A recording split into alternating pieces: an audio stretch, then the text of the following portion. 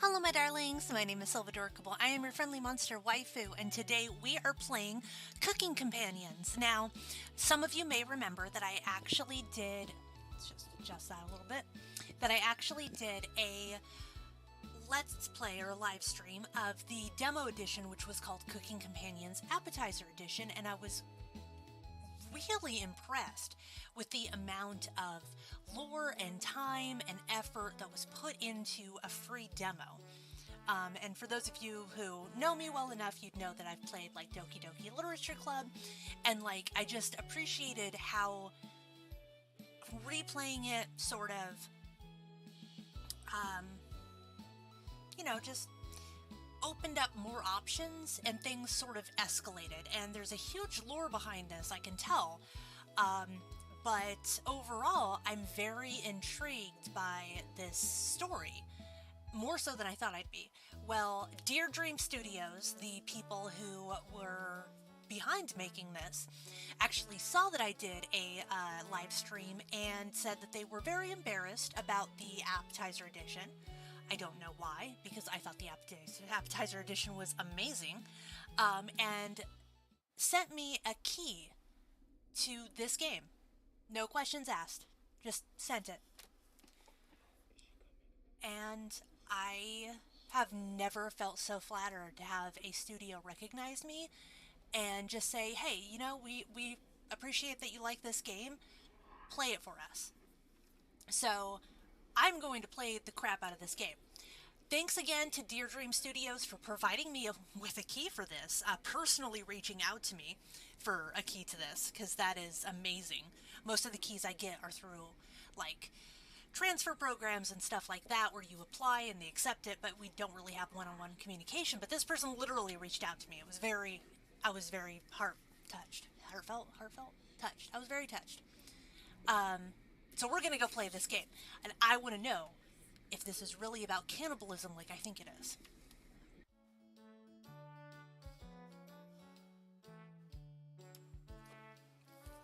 And yes, that is creepy stuff you're noticing in the background noise. This game is not suitable for children or those who are easily disturbed. Do you wish to continue? Yes. Oh, this is familiar.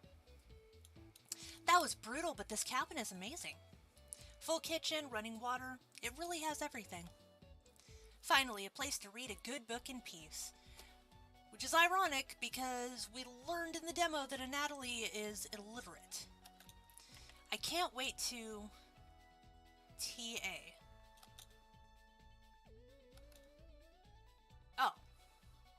Must be the dust, okay. Get those allergies under control, Mariah. Don't worry, guys, I'm sure a little elbow grease can make this cabin shine. So are you volunteering to clean, Gregor? No.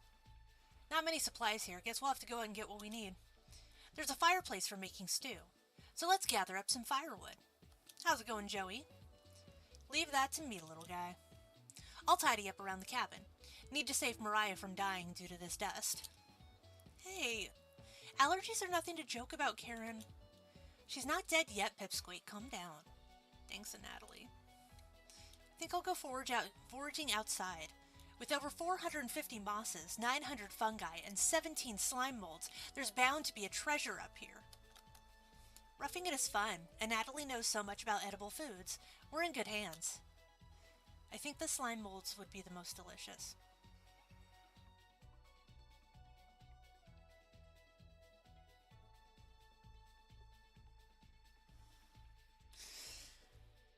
I personally think the moss would, but okay. Most certainly not. What about the fungi? Do you even know which ones are poisonous, Natalie? I could figure it out. You can be the canary in the coal mine, Natalie. I'm not ending up a corpse here. Ugh. Keep both eyes open, little guy. Plenty of wolves and brown bears around.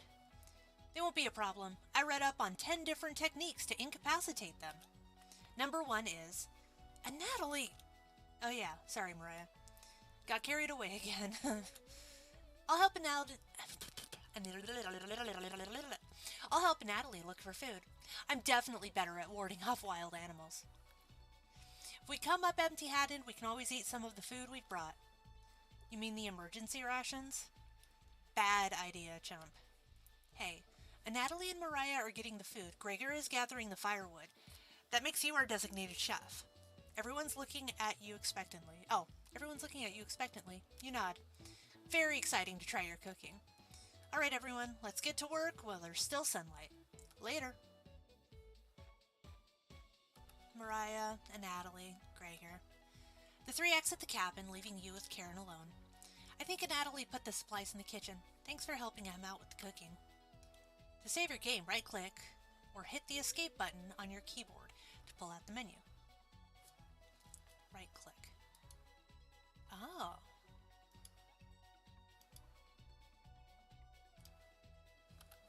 This menu will allow you to adjust volume letter. How's it going, Neo? Going back to the main menu or exiting the game without saving will remove progress you made, so be sure to save. Do you have any experience making meals? Of course. Is that so? Looking at you, I think you'd be good at serving up food poisoning. Right? Looks like Karen will remember that. Anyways, going to check out the living room. Let's talk later. God, Karen really is a Karen. Karen heads in the living room and starts dusting a little bit. You decide to look around the kitchen to find ingredients for the meal tonight. You never know what you'll find around the cabin. Clues and secrets may be revealed by searching an area more than once. Why not give it a try? What area do you want to search first? The cupboards. The first few cupboards are empty, and Natalie must have put the supplies somewhere else. You check the cupboards again. Just some mouse turds and cobwebs. You check the cupboards underneath the sink. You found a dead mouse. This would be a great gift to give Karen. You add the dead mouse to your inventory. Well, if I check the cupboards again, it puts the dead mouse back, so I'm not going to do that. There's nothing but cobwebs back here. Thankfully, no spiders. You look at the wood logs closer. This is just a pile of Norway spruce. Hey, Baz. The Norway spruce won't burn as hot as logs from the oak tree. These would be useless during a snowfall. You reconsider your views on Norway spruce. It's less dense and won't fill the cabin with a heavy smell. These supplies aren't anywhere near here.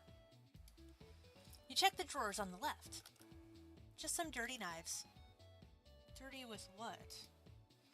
You check the drawer above the mouse hole. Some kind of mold is growing in this one.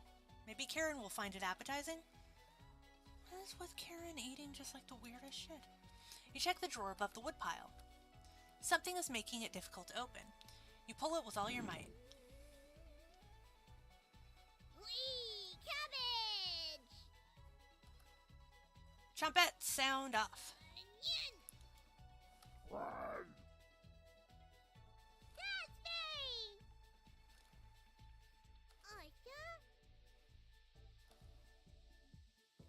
Cabbage stuffed me into this drawer. I'm pretty sure this counts as kidnapping.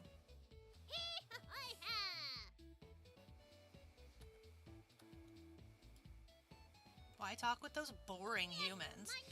All they have to give you is drama. Come chat with us instead. We'll share valuable recipes you can cook. We'll share with you our secret chompette recipes. Collect them all to become 5-star chef. Potato. You can find unlockable recipes in the main menu under Extra, but be sure to save the game. To celebrate, here's our first recipe card. Roasted eggplant with sesame and pomegranate. Meat-free. If you ever want to talk, just come to the drawer. Chompettes, let's move out. Cabbage rudely slams the drawer closed. You wonder if what you just saw was real. You're slightly worried about what this means for your mental state, but only slightly. Hey, did you find the supplies? You shake your head. And Natalie lied. He actually put them in the bedroom. Idiot. Here you go. You got emergency supplies. Karen leaves you alone. You start a fire with some of the wood and get to work on cooking dinner. Tonight's entree, vegetable stew. In a large saucepan over medium heat, you heat some water with potatoes, carrots, and celery in it. 15 minutes later, you drain the pan and set the vegetables aside. Placing some butter in the saucepan, you melt it over medium heat. Throwing some chopped onions in, you cook it about 10 minutes. The onions are tender and translucent. Perfect.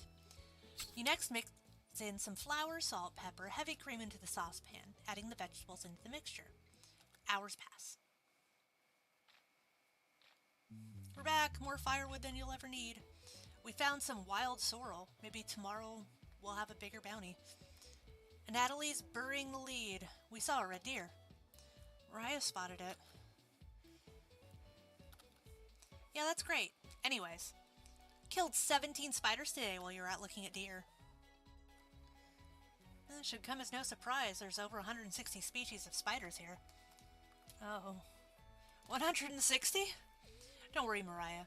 I'm sure they were all in the bathroom or something. No. Almost all of them were near the couch. I was going to sleep on the couch. That's where 16 of them were.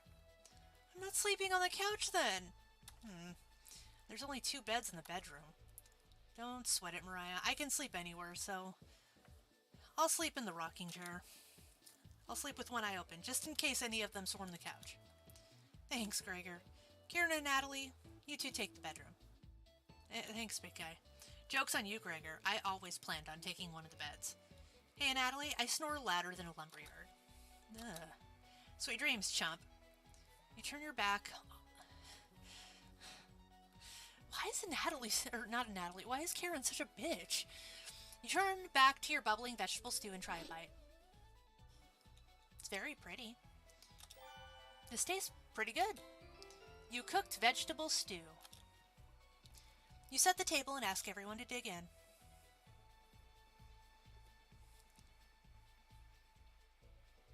Why are they all looking at me? Also, did you notice, like, oh, you can't see my mouse, but, like, Natalie's eyes are slightly going in opposite directions. Oh, wow, this smells delicious. Thank you. You must be a world-class chef. Karen takes a bite. It's bland as hell. Karen. Tastes like every other vegetable stew I've ever had. So generic. Could probably use some meat next time. Gross.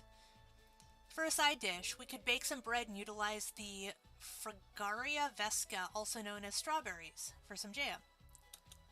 Nobody cares, Pipsqueak.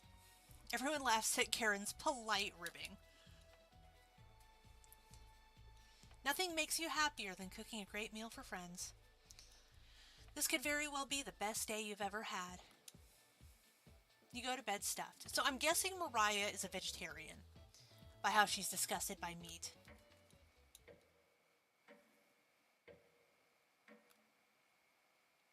It's kind of ominous, isn't it?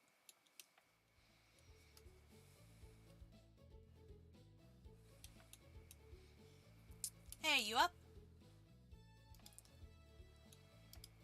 How'd you sleep? I was so warm last night I didn't even need a blanket.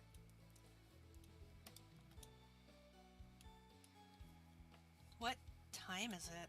About 1 hour until dawn. Will you two pipe down? I'm trying to sleep over here. Oh. Gregor, the birds outside aren't making much noise yet. We didn't bring any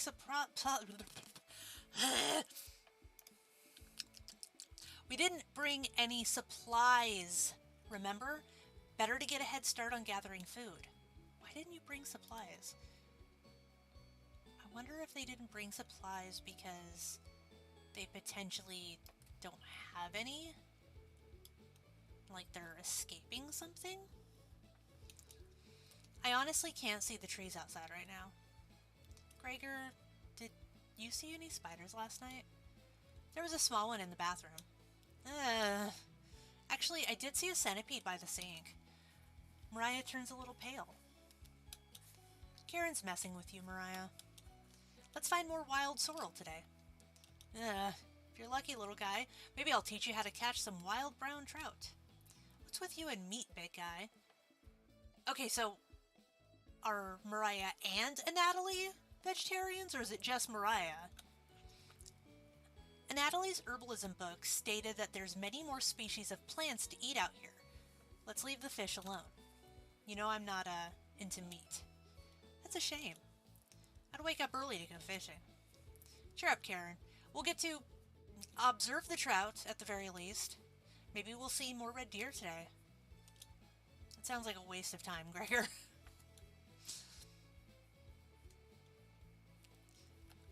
Maybe we'll find some blackthorn berries. I love blackthorn berries. Ugh. We'll be back later. Can you watch our stuff today? You nod. Thank you. Thanks. Don't steal anything, okay? What am I gonna steal? Mariah and Natalie, Gregor and Karen leave the cabin with a hop in their step. You're alone, but thankfully you have a drawer full of chompettes to keep you company. Each day you'll be asked to explore a different part of the cabin. You only get one choice, then the day will end. Choose wisely. What do you want to check out today? So we're going to save.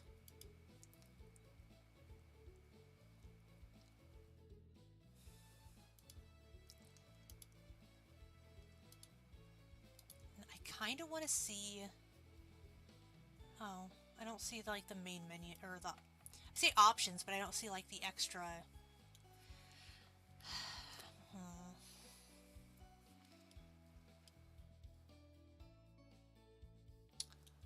So everything has very interesting stuff, if I remember correctly. And obviously, we want to save the basement for last, because that's where all the death happened. So I'm going to go to the bedroom, because I think I remember, at least in the demo, there was like a bone sticking out of the floor. That's interesting. Karen and Natalie kept the room pretty clean. Only one of them made their bed. Who still makes their bed? You look underneath one of them. You found some emergency supplies. You decide to look through them and start planning your next meal. Can I not look at the other stuff? We're back. Knock it off, Mariah. It's pretty rare to be scared of one. It's not. You know, the big guy was so scared of... Shut up. You don't understand. I don't think anyone understands, Gregor. It's just a marmot, Gregor, not a monster. Mariah laughs so hard that your ears ring. Okay. Tears are rolling down Mariah's cheeks. She's laughing so hard that she's about to hyperventilate. Stop Mariah from hyperventilating? Absolutely not. One less mouth to feed, right? You don't get it. It's pretty personal. Please explain, big guy. Yeah, Gregor looks incredibly uncomfortable. Let's leave him alone. We found some raspberries and elderberries near the cabin. Quite the selection of berries. We also found more wild sorrel. Is this going to be enough for a good meal? Everyone's looking at you for the answer. You decide to do an inventory of all available ingredients. Takes you a while, but you decide on your specialty, cabbage rolls. You first bring a large pot of water to a boil. You let the cabbage leaves boil for 2 minutes, draining the pot into the sink. In a medium mixing bowl, you combine some cooked rice, onion, egg, salt, and pepper, along with some tomato sauce. You use your hands to mix thoroughly and decide to wash your hands off after... after it won't come off. Dividing the rice mixture evenly between the cabbage leaves, you then roll them and tie a string around them so they stay in one piece. Place the cabbage rolls in a large skillet over medium heat, pouring the rest of the tomato mixture over the top. Covering it, you bring it to a boil. You reduce the heat to low and let the cabbage rolls simmer for about 40 minutes, being sure to baste with liquid.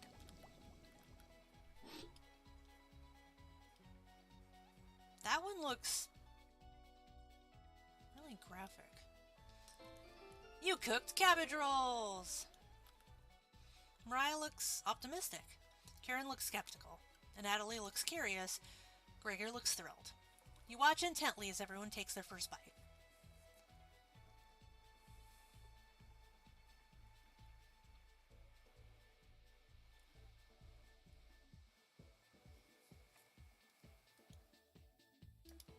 how's it going, Shiro and Willis? Wilbus.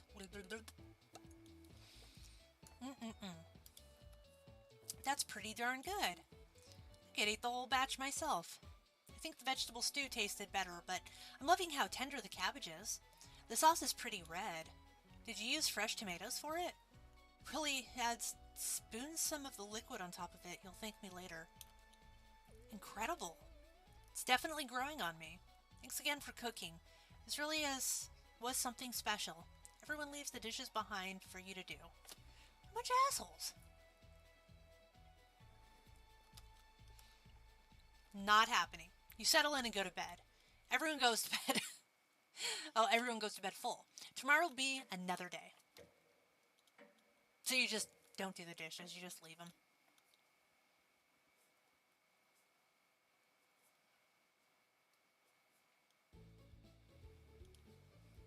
Good morning, everyone.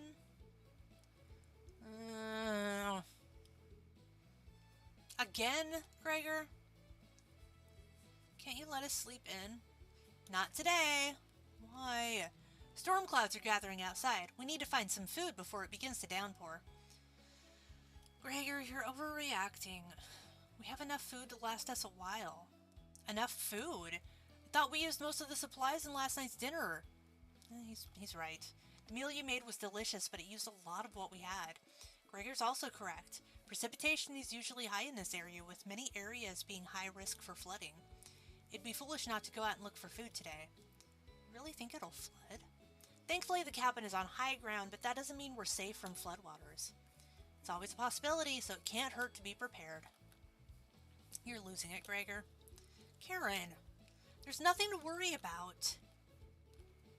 I think Gregor's right, Karen. Huh? It won't hurt to prepare for the worst. I think she's right, Karen. Fail to prepare. Prepare to fail. And Natalie, let's go out and prepare food for the storm. Or food for the storm. Let's go out and prepare for the storm. Foraging should be the key priority today. There are plenty of edible foods, and it has better odds than trying to hunt. Give me a few minutes, and I'll plot out our route on the paper.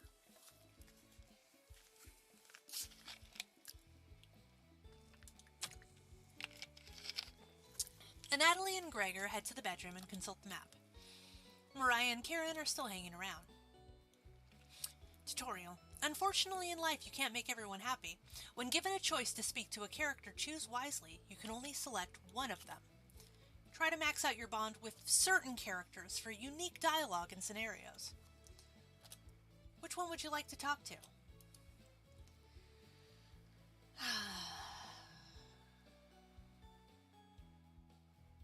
What now?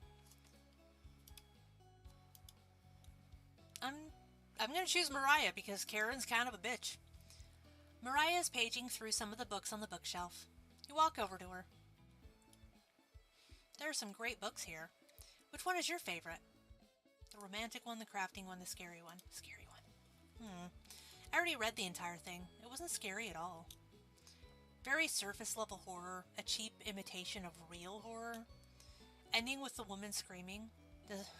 Does that even count as an ending? You tell her it's a prequel to another book.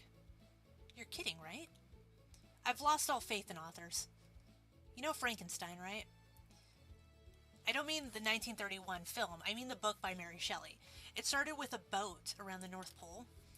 It definitely had more to say than the film. Or this book. Mariah's judging your choice harshly. I'm pretty sure she'll remember that. Apparently everyone just fucking hates me. Gregor and Natalie come back from their meeting. Gregor is blushing slightly. Hey, can you cook something while we're out? You nod.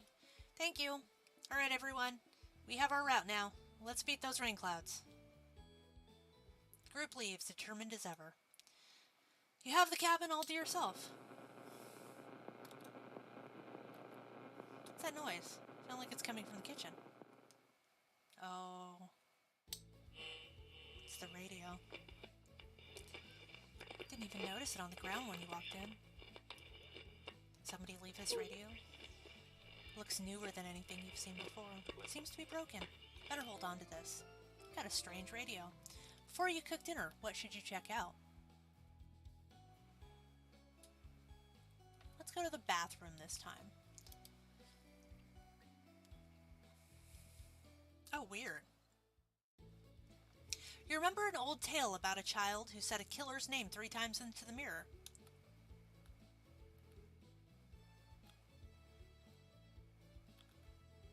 But you can't remember how it ended. Really? You're too frightened to even try it. You leave the bathroom a little more scared than when you entered. Really? Mariah's back early today.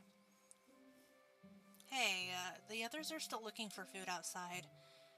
And Natalie found some berries, but nothing that will feed all of us.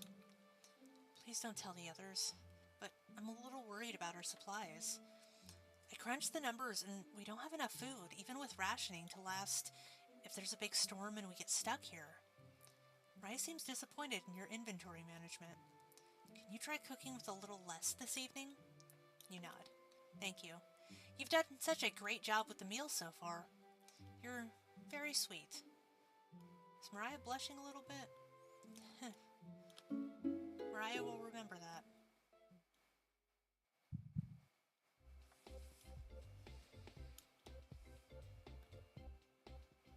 Bloody Mary, Candyman, Beetlejuice. Maybe you can teach me to cook sometime. You nod. Looking forward to it. Hey, could you hold cooking classes? Oh, you could hold cooking classes here someday. Rudely interrupting a tender moment, the other burst into the cabin.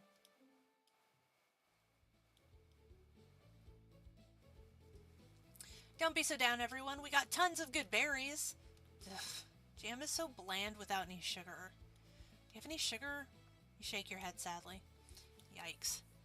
Turn that frown upside down, Karen. Who knows what tomorrow will bring? I'm not smiling for you, Gregor. You missed out. The sunset was really tremendous on our way back. Hues of orange, red, and even a little purple. Red sky at night, sailors tonight. Red sky in the morning, sailors take warning. So we can expect a sailor's delight tomorrow? That's awesome. You're such an optimist, big guy. We must have walked a few miles today. Gorgeous sights. You can even see snow on the tips of the mountains. That rumble sounded like a dying calf. You look from person to person, trying to determine who it was. It was definitely Mariah. Mariah! I'd recognize that sound anywhere. Guilty. Mariah looks embarrassed, but the group laughs at her honestly. Except for you. You search your mind for something to say, but all you can think of is an old riddle. Those who have it do not want it. Those who have it least succeed. Those who have it for too long perish. When you feed it, it gets smaller. What am I?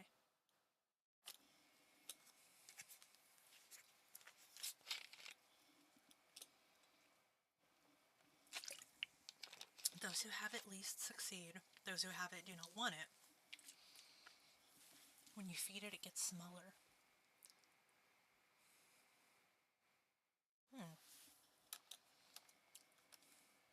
Everyone is pondering the answer. Mariah's face lights up. Is it hunger? I should have known that. Yeah, I was going to guess that. So, what's on the menu tonight? Bread and jam. You crush the berries in your small mortar and pestle, spreading it on some crusty bread. Some crusty bread? Oh, that is really vibrant. Bread's a little tough. Gregor, don't look a gift horse in the mouth. But this homemade jam is to die for. Sorry. No, you're right, Gregor. This bread stinks. Mariah, everybody laughs. You're not sure this could be called a meal, but it got the job done. Everyone thanks you for dinner and heads off to sleep. You go to bed wishing you had more.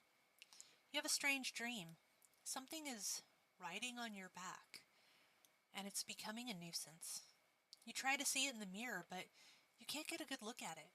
You try almost everything, but it won't get off. The pain between your shoulder blades is getting worse by the minute. You wander away from the cabin, stumbling by a river to soak your pain in cool water. You didn't want things to come to this, but you've exhausted all other options. You swim out to the middle. Rocks on the bottom cut your feet. You slip and fall to your knees. You lean back, trying to submerge the thing underneath the waters, but it won't drown. It won't drown. It won't drown. You splash frantically, plunging your head beneath the water. The current takes you downstream. You try swimming to the shore, but it's no use. Water fills your mouth and nostrils. After a minute, you stop struggling against the current. As you gaze up at the sky, you feel it leaving your back, drifting into the sky as you sink to the bottom.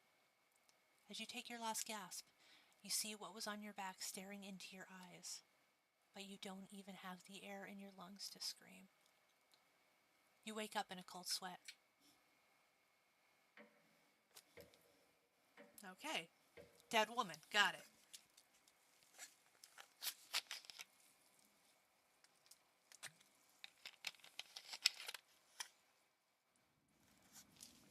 Wake up. Sorry, you were making strange noises in your sleep. What's going on? Did the lightning wake you up? Was everyone? It woke me up. Tried to fall back asleep, but it's so loud. Let's just get back to sleep and talk about this in the morning. Everyone nods in agreement and gets back to bed.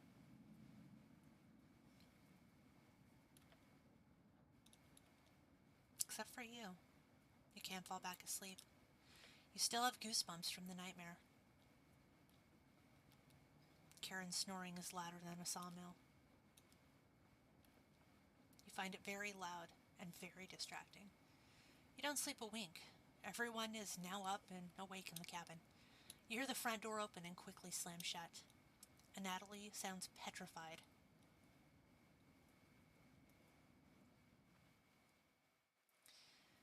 I looked out the door and we're completely surrounded by floodwaters. Looks like Sailors Take Warning was more appropriate for today. Maybe it'll clear up tomorrow? You can't steal Big Guy's optimism, Karen. Why the hell not? That's all he has going for him. He's all good at chopping wood, though. Knock it off, you two. Mariah, do you think it'll clear up tomorrow? I give it a 27% chance of clearing up tomorrow. Based on what? I was bored, so I read a book on local precipitation levels for the last 20 years in the living room. Sounds like you're stealing Natalie's thunder. And Natalie, you're a book nerd, right? Why didn't you read it? Couldn't make it past the cover. Is that right? Yeah. The bookshelf has some great books on artisan crafting and natural sciences. Why let them sit there gathering dust? How did you arrive at 20% chance of it clearing up tomorrow? It's easy. Take the time of year, multiply it by the factor of... Mariah begins to explain meteorology to you. She isn't dumbing any of this down. It's similar to... Oh, God. So the first thing you need to understand, minutes of explanation feel like hours.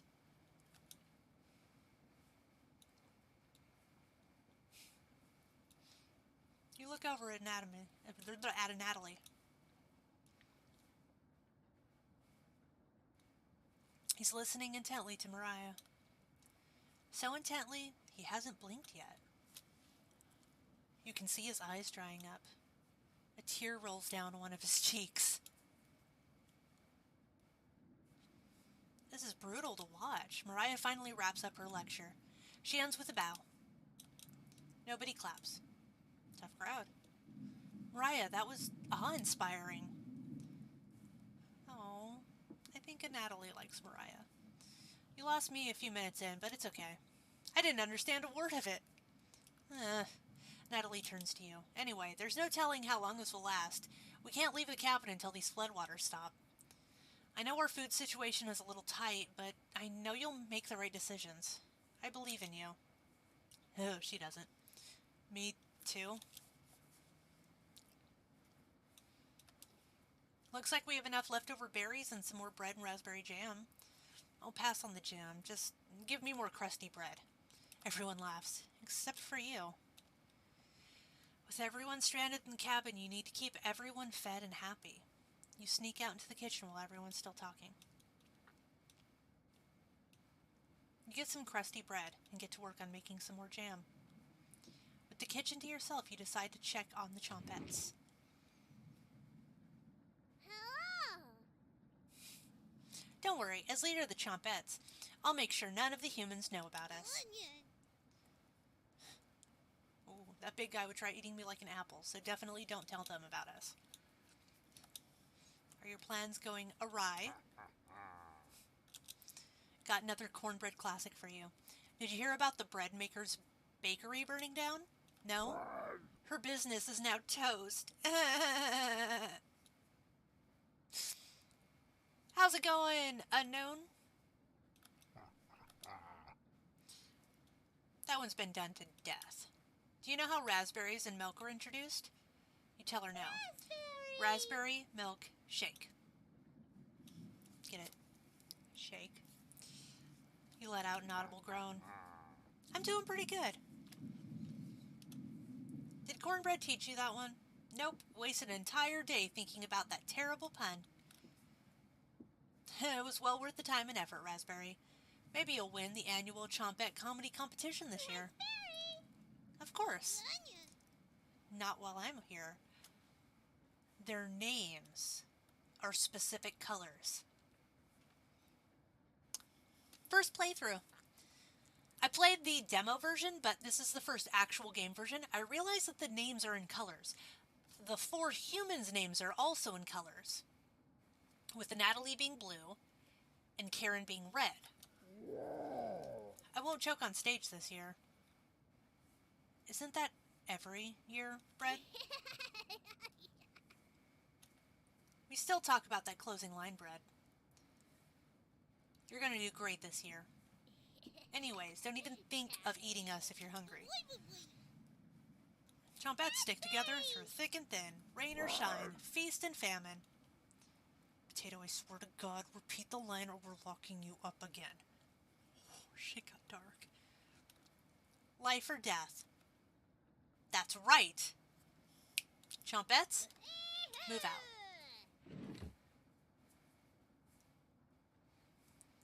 Chompettes somehow managed to close the drawer on themselves. You bring the crusty bread and jam back to the living room.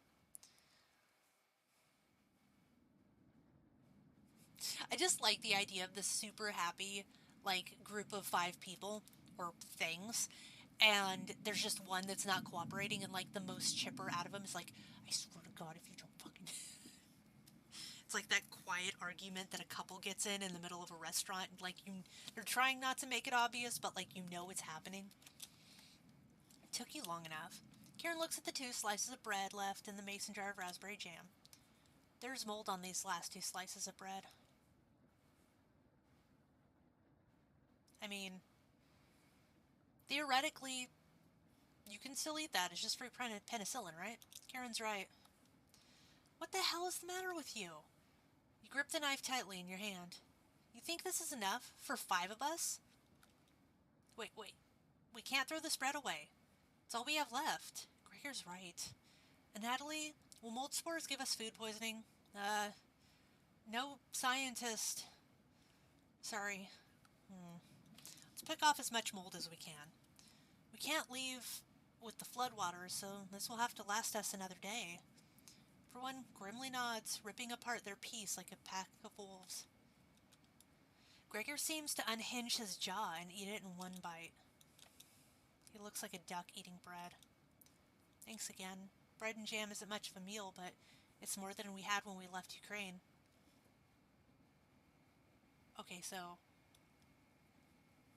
I think this might be a survival thing.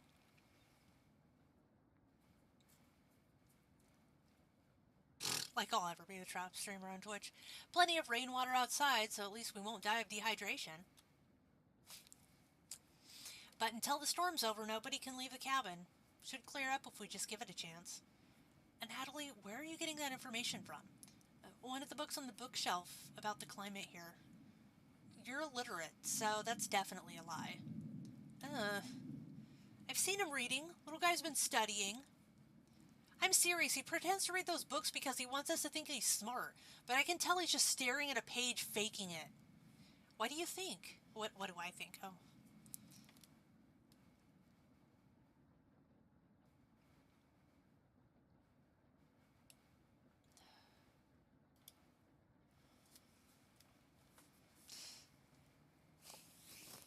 Oh, wait. I have to do it the other way.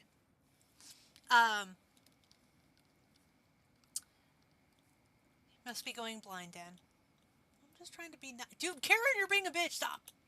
Thanks. I don't know why Karen would make something up like that about me. You aren't fooling anyone, Natalie. Karen is storming off. Thanks for backing me up. Oh, I'm becoming an enemy with Karen, I see. Okay, so Mariah's brown. Gregor's green. Natalie's blue and Karen's red.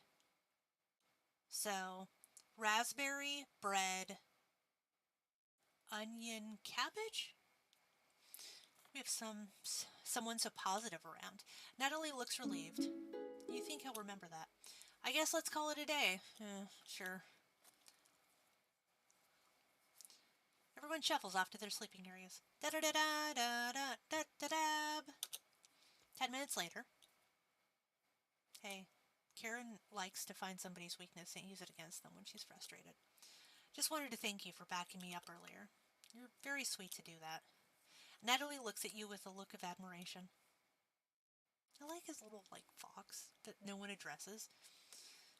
See you tomorrow. Natalie looks like he's blushing as he walks away. You're definitely sure Natalie will remember that. My relationship is stronger with everyone except the redheaded bitch. Also, where am I sleeping? Get ready for bed and put a blanket on. You go to bed very hungry.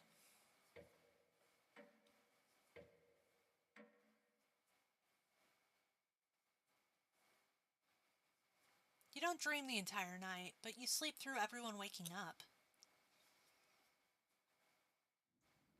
And that's how fast deer could run if startled.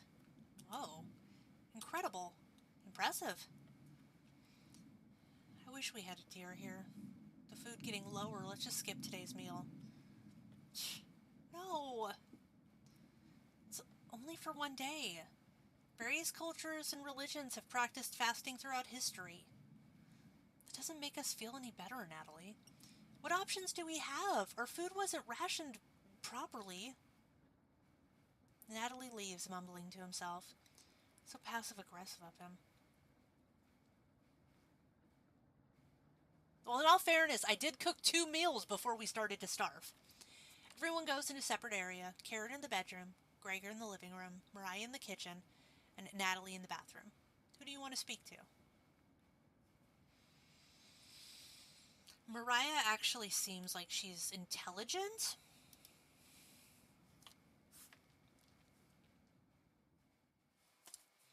Oh, didn't hear you coming.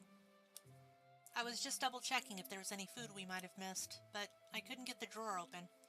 Could you give it a try? You nod. Great. While you go do that, I'm going to go get some more reading done. I think Mariah will remember that. Can't let him find the chompettes. Later. You give the drawer a hard yank open. Hello. It's such a cute voice. Is the thunderstorm keeping you up at night? You just need to roll with it. Raspberry whispers so quietly, you lean over to listen to her. We need to talk soon. Please listen to me when the time comes. Anyways, Raspberry. please don't let the others see us. Cabbage. That's right, Raspberry. Part of being a chumpette is secrecy. Cabbage. I like how Cabbage literally saw what was happening and was like, that's right.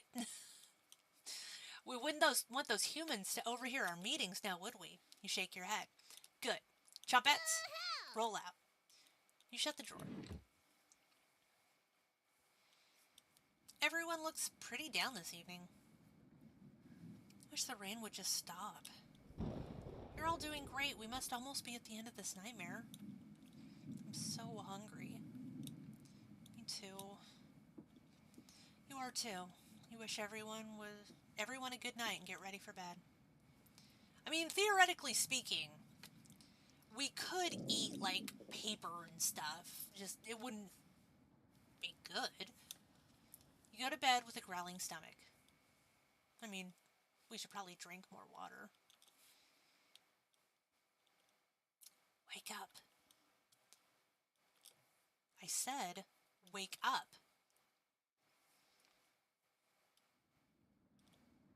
The rainfall is nonstop again. Did you have anything to do with this? You don't answer a question. Always thinking with your stomach, right? You should reconsider. Might save what little humanity you have left. At least I tried. I won't have a guilty conscience by the end of this. Go back to sleep, monster.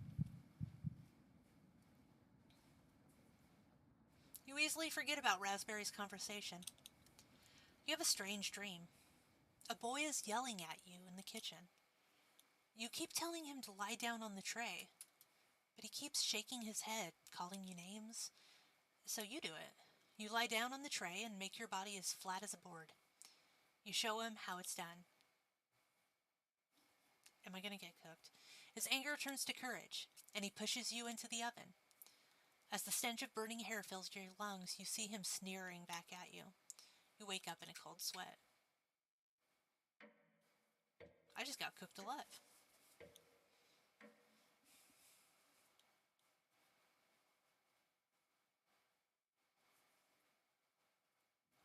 Everyone seems to be sleeping in later than normal. Their stomachs must have kept them awake all night. The rain is still pouring outside. You can barely make out the trees from the windows. You hear stirring of blankets, arms, and legs. Mariah looks petrified. I couldn't sleep. And Natalie has bags under his eyes. The storm is too loud. Karen looks out of it. The cabin was creaking so much last night. It sounded alive. Gregor looks a little gaunt. Got a good look out the window. And couldn't see anything due to the rain. Great observation, Gregor. I was so hungry last night. Kept pacing around my bed. Karen turns to you. When is it going to end? I checked outside the door again. Floodwaters keep rising. Unfortunately, we're going to need to stay put unless one of us wants to drown in rainwater. As soon as the weather lets up, we'll be able to scavenge for supplies. How close is the nearest town? Just eat the squirrel thing? I don't know. Didn't you have a map of you? I think I dropped it while we were running after Gregor.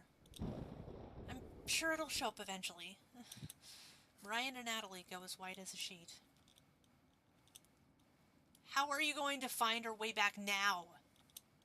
We'll have to ride out the storm. Mariah looks at you. We're down to our last slice of bread. I don't know how much longer we can put off eating. Group stares at you. Theoretically speaking, you can go 3 days. Well, the average human body can go 3 days without water and 7 to 10 days without food before they die, depending on size and body fat mass. It will clear up in no time.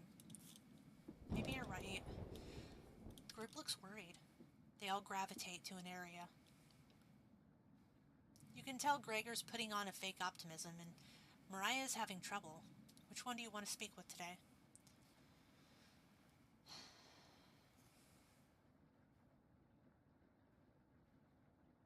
You know what? I'm going to help Gregor, because he seems to actually be keeping everyone in good spirits. Oh, hey. I know you already searched the kitchen, but I had to double check. A fool's errand.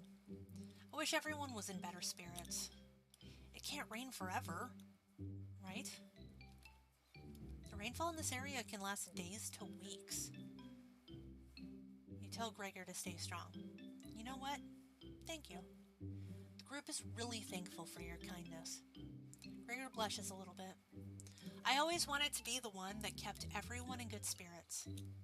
But it's obvious you do that much better. Gregor is looking at you fondly. You're sure Gregor will remember that.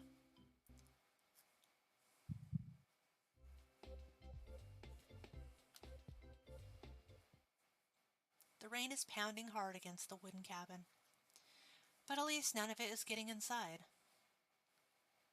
You tell Gregor to keep his spirits up and join the others.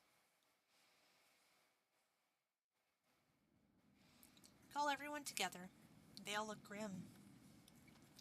You could cut the tension in the room with a knife. Everyone is staring at you. They're expecting that last piece of bread for dinner. Bring it out. Everyone cannot take their eyes off it. You instruct everyone to take a pinch. And slowly all 5 of you tear it apart like a wishbone. Everyone studies their piece of bread carefully, wondering how long it will last. Karen is the first to eat hers.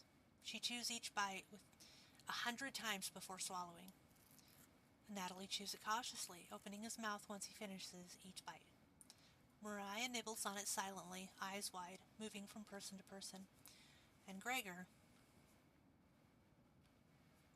just pops it in his mouth like a cherry. It was gone in an instant. The group thanks you awkwardly. It's not much, but you've ran out of options. You wish everyone good night and get ready for bed. You go to bed starving.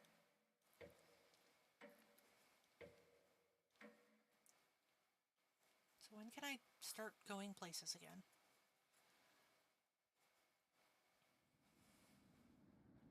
Good morning. Morning. Let me check if the rain has stopped. It's still flooding. What are we gonna do? Humans can live about 2 to 3 weeks without food. Water isn't a concern. Oh, 2 to 3. Better than I guessed. Rainfall should end in a day or two, right? Actually, precipitation can occur more than 215 days a year here. But do you really think it will rain that long? Natalie, it's been days already. What makes you think it will stop soon? Relax, everyone. Let's see how long we can ride this out. Fingers crossed it's done by tomorrow. Panic is slowly creeping in.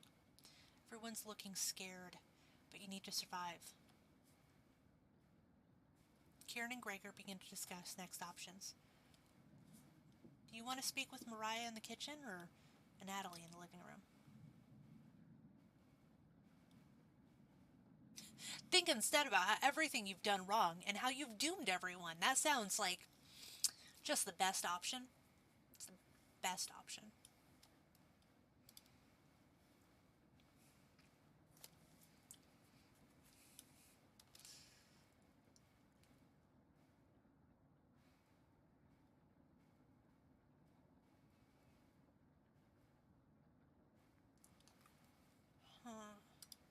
I think I'll talk with Natalie because I don't think that I'm trying to juggle.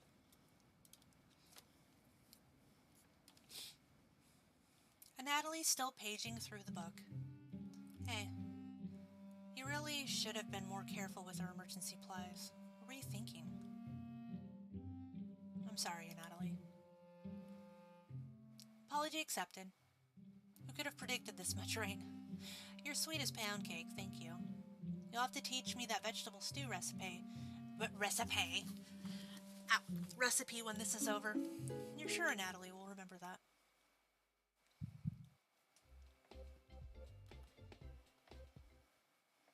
This book is a great distraction. Very well written. Oh. You get the hint and leave Natalie to himself.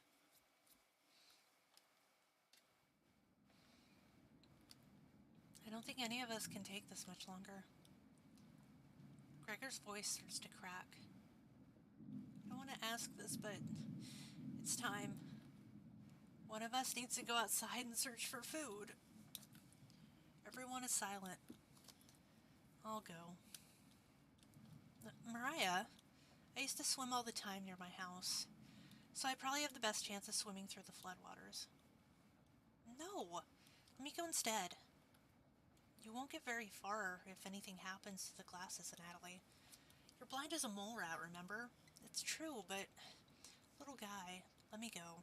Gregor, Sounds good to me. Karen! His arms are definitely the longest, so he'd probably be best at climbing trees out of all of us. No, that wouldn't be right. Gregor, let me go instead. I get that none of these options are good ones, but we need to find food or help. Gregor grabs a branch from the woodpile. He cuts it into different measurements. Since we can't come to a consensus, let's draw for it. We'll each pick one from my hand. Oh, I am wearing my merchandise t-shirt. Well, tank top.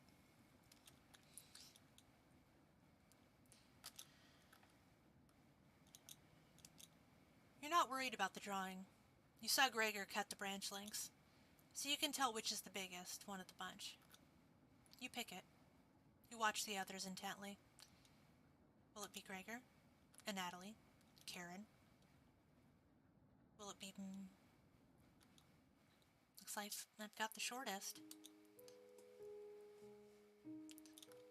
Mariah, it's okay. I mean, she did volunteer. I watched Natalie forage earlier, so I'll know what to look for. Just swim until you find higher ground, then scout the area. Maybe you'll find a fish out there. Everyone looks heartbroken.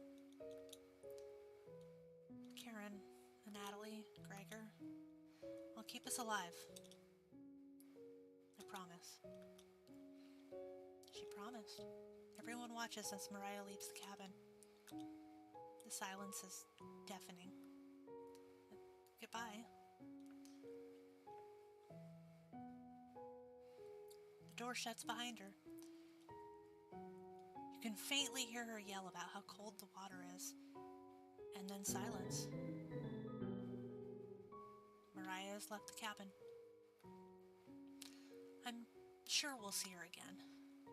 The rest of the group nods. Everyone stays up, waiting and waiting. The sun is completely set. One by one, each person quietly shuffles off to bed.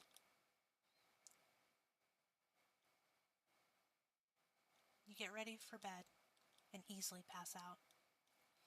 You have a strange dream. The two women in front of you could be twins. One of them you recognize, the other is a guest. You ask the guest to sit on a shovel, and you try pushing it into the oven. Her legs are so strong you can't get her into the oven. You curse at her repeatedly.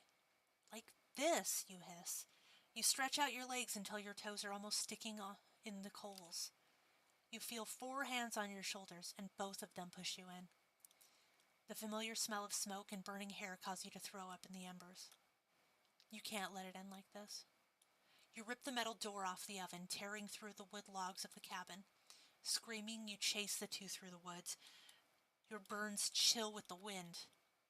The guest looks behind her and her eyes widen as she sees you. She's terrified. Your fury rips trees out by their roots, soil from the ground, rocks from their pits. You've never been this angry in your entire life. Their stamina can't last forever. You're gaining on them. As you trample through the field of wheat, the guest throws a piece of cloth behind her. You catch the glint of it in the sun, golden, as if by magic. The earth splits in front of you, creating a chasm of fire below. You fall into the pit, screaming as your eyes begin to sizzle from the heat. Hellfire fills your lungs. You're unable to scream anymore. You wake in a cold sweat.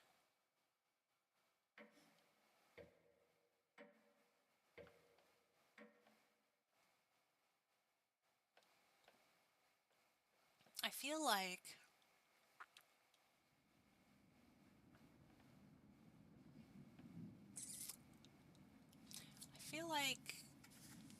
this is all foreshadowing for something happening. Like I've tried to eat people.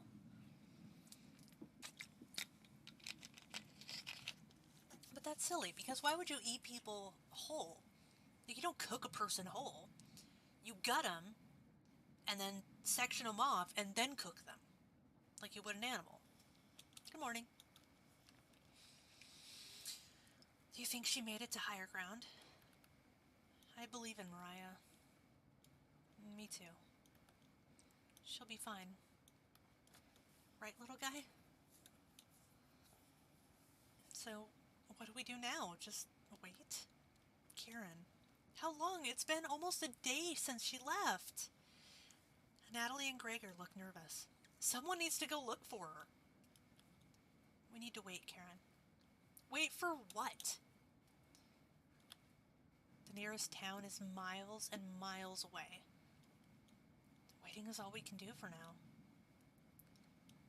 So it could be days before she gets back? What are we supposed to eat? Mice?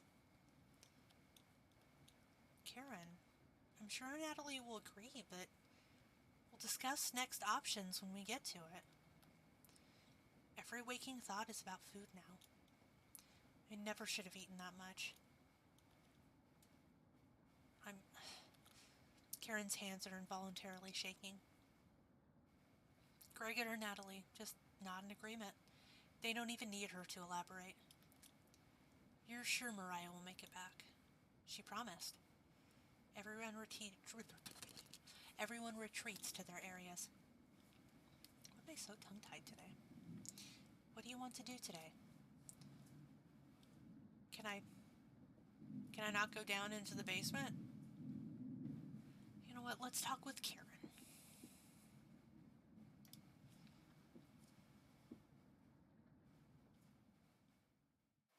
Hey, you don't have to lie to me. I know Mariah's not coming back. I don't know where she came up with her being the best swimmer. I guess the only one that would know would be Natalie. Last summer, Natalie would watch her swim from the shore. He could have been a lifeguard. Such a good swimmer. She never went under, but if she did, he would have pulled her out easily. Why would she lie about something like that? Karen seems deep in thought. Maybe it's better to leave her alone. He closed the door softly. She must taste spicy.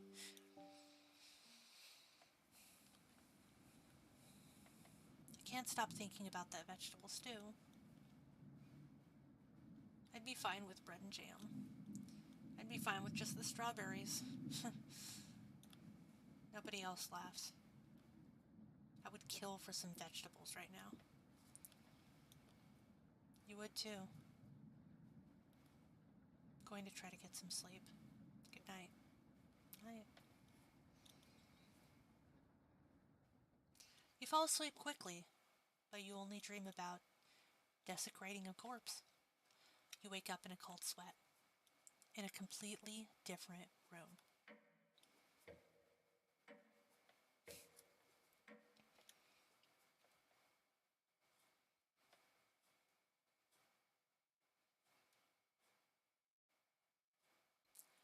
Good morning. Karen's looking worse. Will you cook for the group today? I don't have an option, so...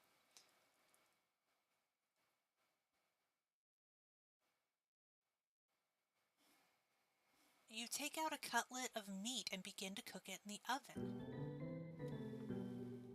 You cooked meat. But who am I cooking? Where did you get that? You ignore Karen's question. What's that smell? Gregory finally gets off the couch. Where did you... The three are looking at you, salivating. You take the charred meat out of the oven, cutting it into small cutlets.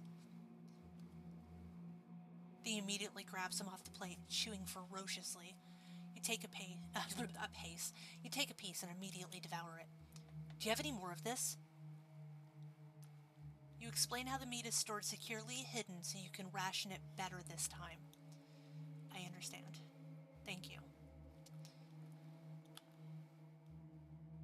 Natalie runs to the bathroom, puking in the toilet. You can hear him sobbing for a few minutes. This taste is... Gregor wanders off.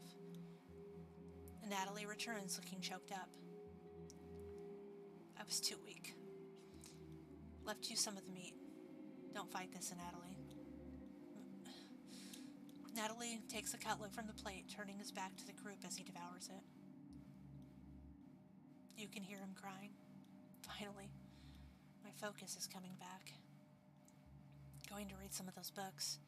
Keep them occupied, okay? Was it his pet? Kieran leaves you with the men. Who do you want to talk to? Wait, hold on. I have to know. Does Natalie not have his pet anymore? You knock on the door first. And Natalie? You slowly open the door.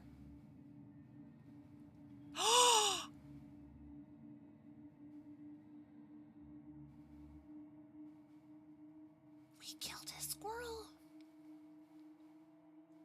Thanks for checking in on me. You ask if he still feels sick. Not anymore. I think it was a mental thing. Please don't tell me where the meat came from. The less known, the better. You nod. Thank you. You're sure Natalie will remember that?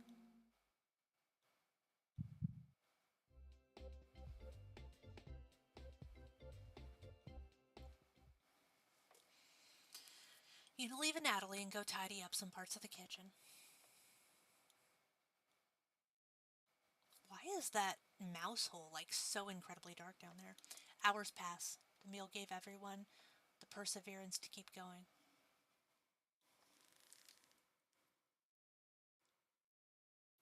Is it just me, or is there some like weird face in the cupboard that's open right there?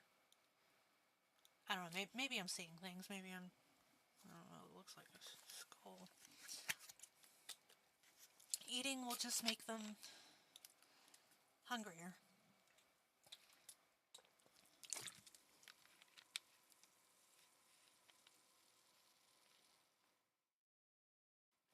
That is a face. If you zoom in, hold on, I have to show you guys. I have to show you guys what I see.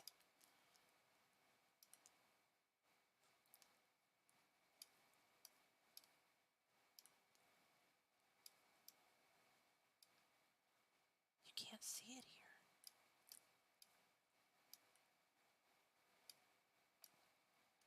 It's totally there. It's like right here. There's like...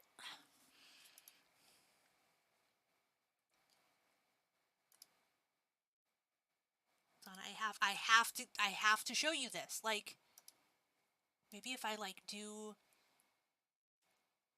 a gain.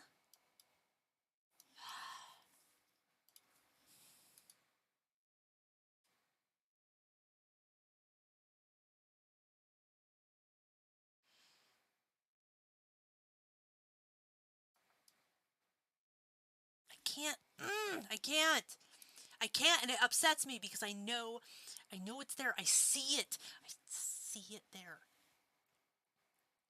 Maybe if I do like contrast or something. Hold on. Add filter. Color correction. Render delay, color key. Apply LUT. Hold on. I'm going to show this to you because I'm... Okay, that's an LUT. That doesn't help me.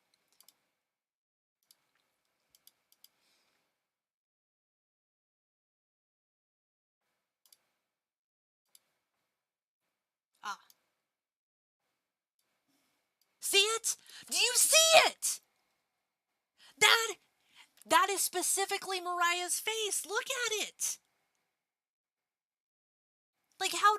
Look at the... Look. You see... Look. Look at it.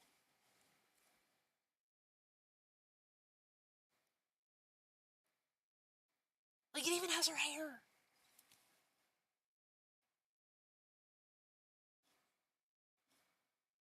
Holy shit. Has that been there the entire time?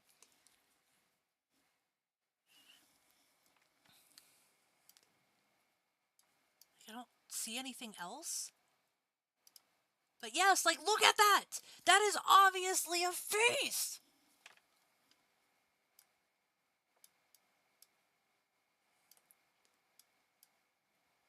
Okay, now that I have successfully spazzed out to show you that, I'm going to go back to...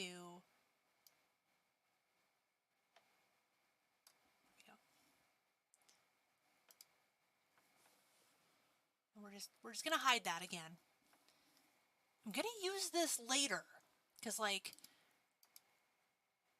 it's strange, because the only two items that are dark after I turn up the gamma are those two things.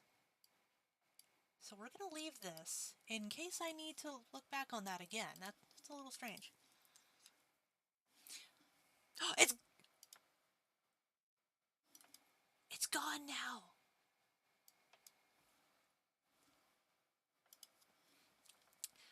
They're fine, but soon they'll be begging for more.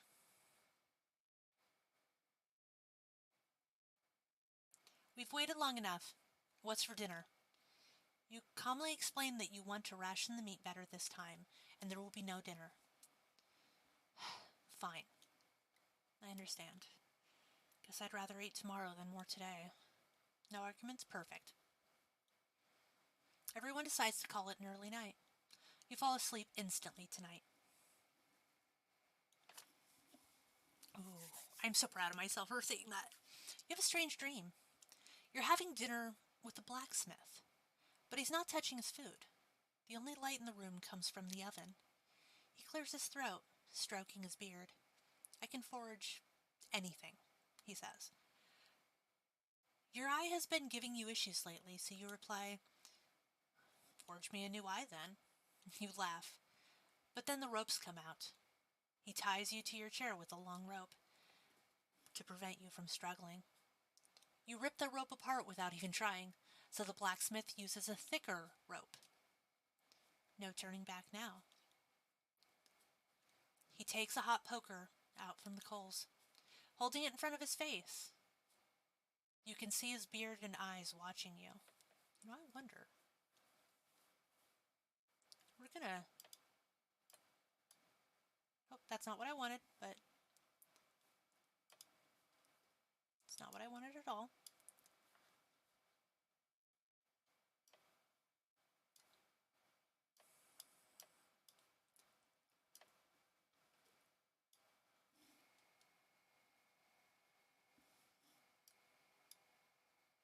I should just kind of go in cattywampus now. I wonder.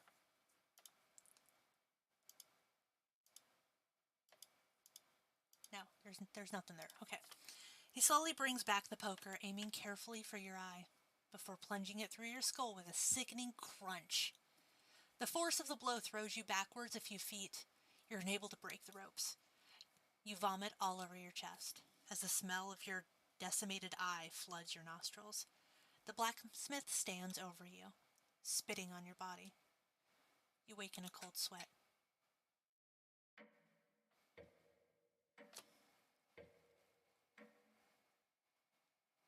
Are all of these people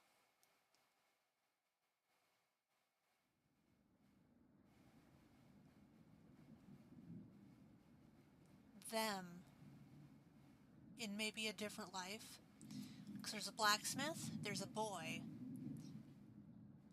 there's a woman. You wake up to see Gregor looking out the window.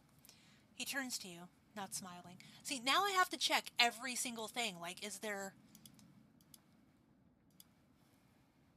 Oh, nothing creepy, okay. Take a look out the window. Do you notice anything?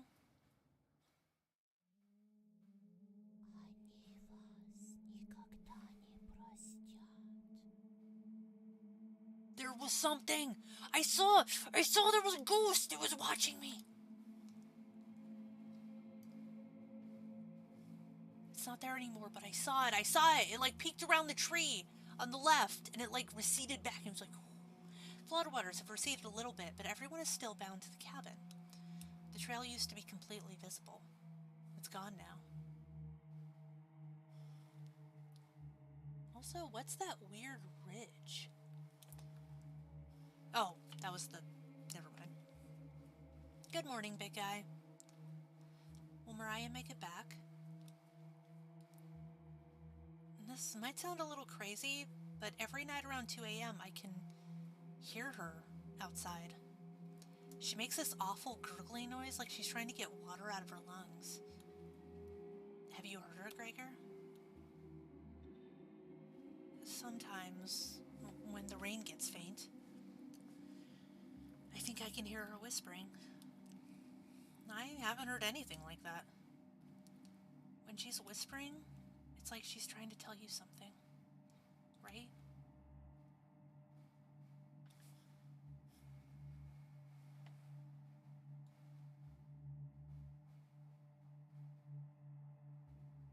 Whoa. That escalated quickly.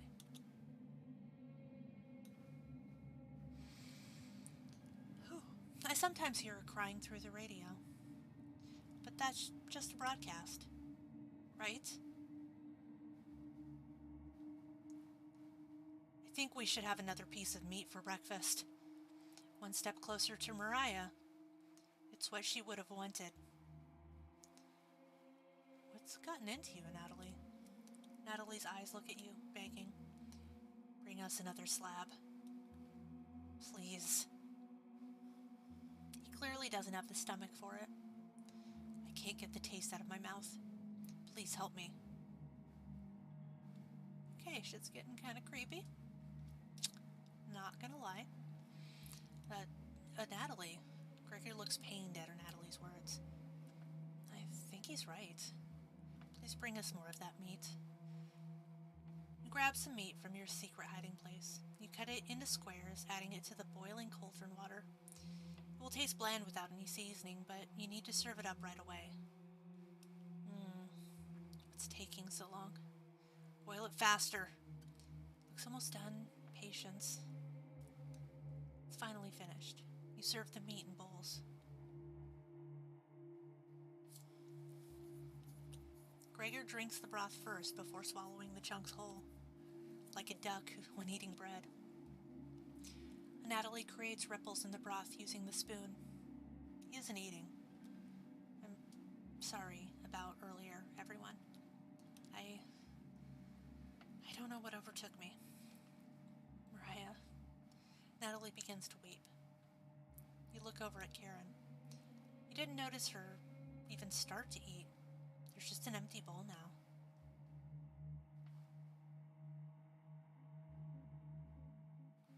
Karen is staring right at you. How much more meat is left? You explain how most of it has gone bad. This is the last of it. Ugh. How could you be so careless again? You remember Karen's knife. You need to think fast. What the hell are you supposed to do now? Wait around again? The storm isn't ending! You clear your throat. And Natalie? Yes? I think tomorrow you should look for Mariah. Or forage for plants outside. I think you should go tomorrow, little guy. Nobody else can identify edible plants like you. Please, Natalie. You can swim back after a few hours. Gregor's right, Natalie. Maybe you'll find Mariah out there. I think Mariah's fine by herself. He still hasn't accepted what happened yet. She doesn't need anyone's help, but we need your help, Natalie. That's right, Natalie. Please help us. Let me sleep on it, okay? No problem, little guy. Ugh. It's getting dark. Everyone shuffles off to their rooms, reading books and knitting to pass the time. You go to bed ravenous.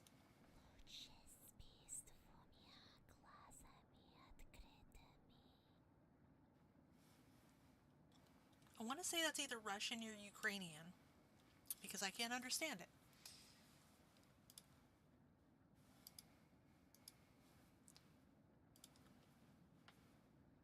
Something is approaching. Onion.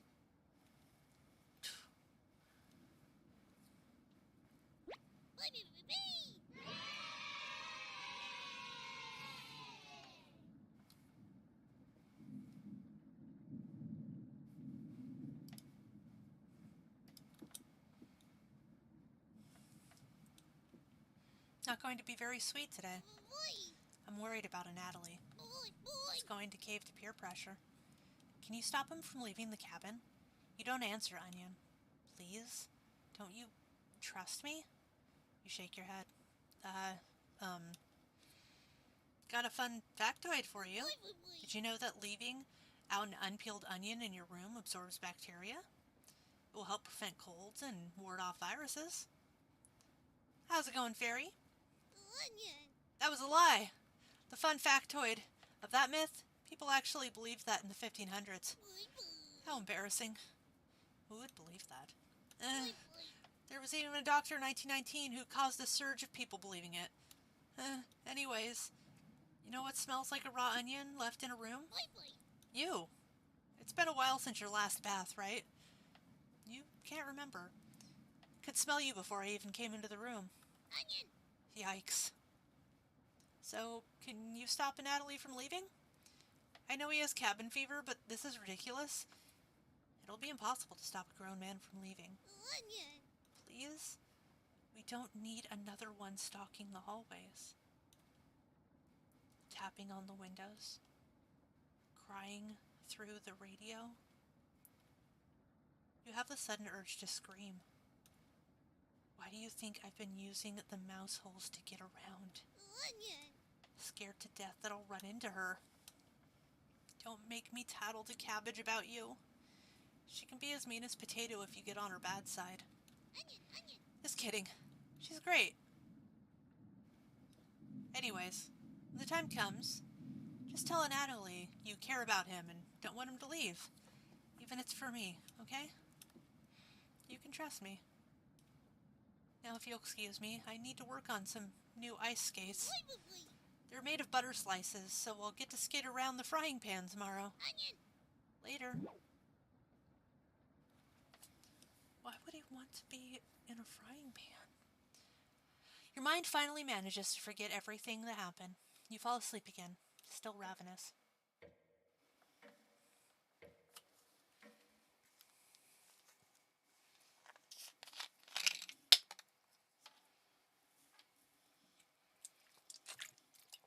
You have a strange dream. A fox is collecting payment in your living room. You despise him, so you put 2 dogs at the bottom of the sack and then add 6 chickens on top of it.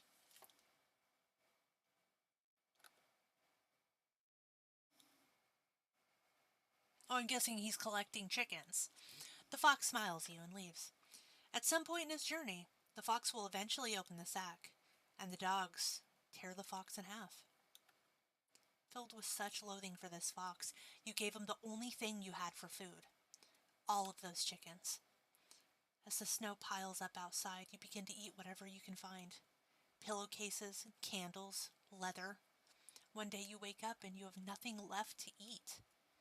Absolutely nothing. Just an insatiable hunger. A few days later, you go mad and leave the cabin, completely ravenous. A nearby tree looks like charred meat. Your iron teeth cut through the tree bark, tearing your gums apart by the splinters. Your mouth fills quickly with blood. Days later, a deer gallops by, the first creature in the woods to see your corpse. You wake in a cold sweat. Oh, there was no picture. Something smells terrible in the living room. Someone puked in a corner. You wipe it up with a rag and to save them the embarrassment.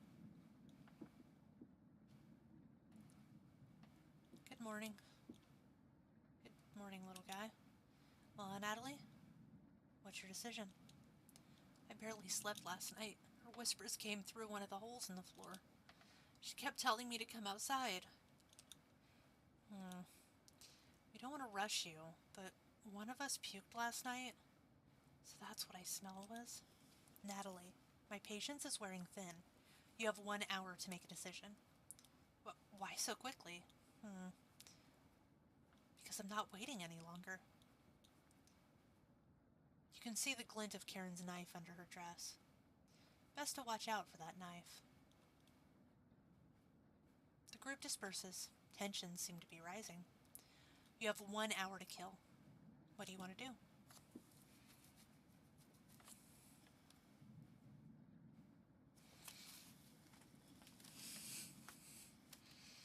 Let's go talk to a Natalie. I mean, theoretically, we shouldn't have another person dead.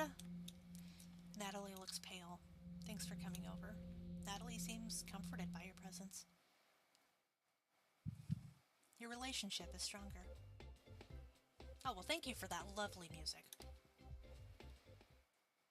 Gregor told me he's heard Mariah. I'm sure Karen isn't being honest with me. Have you checked out the basement door closely? Every so often, I can see her peeking out at me through the holes. I really don't want to drown outside. But at least I won't have to hear her tormenting me anymore. You know what's in the basement, don't you? No. Wow. You aren't kidding anyone. You're just lying to yourself. Please get away from me. You oblige. Looks like Natalie will remember that. You call everyone together for a meeting. How was I supposed to know?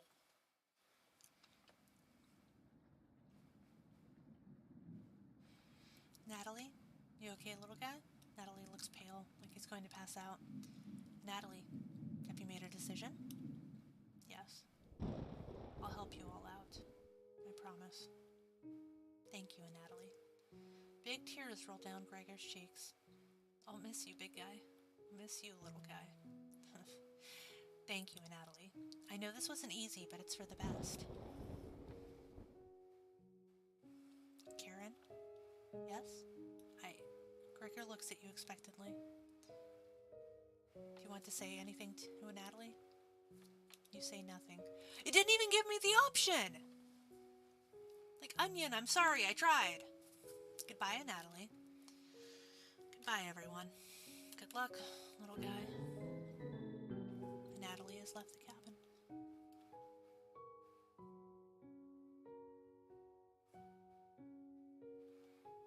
See you soon, little guy. Guess all we can do now is wait. Good night. Karen goes to the bedroom to sleep. I didn't tell him the truth. Gregor is getting choked up. I didn't tell him. Missing him already. Gregor curls up on the couch for the night, turning his back to you. How sad. You shut your eyes, quickly falling asleep. You hear a scraping from the floor. I don't see anything. Found you. You explain how this isn't a good time right now. This is no laughing matter. I'm worried about Gregor. He's as tall as a tree, but dumb as a brick. What's the root of that? Another cornbread classic. You're being very unpopular right now. That's a tree reference, get it? Anyways, you need to go protect Gregor from the red-haired woman. Cabbage called an emergency chopette meeting and told me to give you the mission. Watch out for the knife and protect Gregor. At all costs. Understood? Yes? You nod. It's the yeast you can do, right? You tell Bread that pun didn't make any sense. On a roll today. I'll see you around. Bread hops away, squeezing himself through the mouse hole with a small pop. You fall asleep, thinking about what Bread told you. You have a strange dream. It's lying on the table in front of you. You take off the glasses first, partially cracked, and set them down next to the workbench.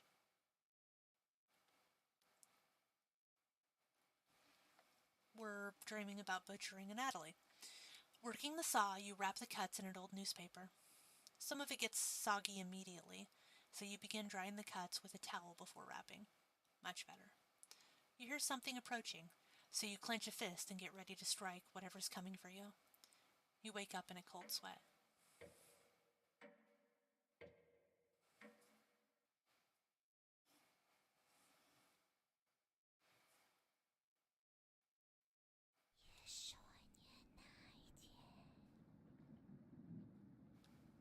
You wake up in a completely different place.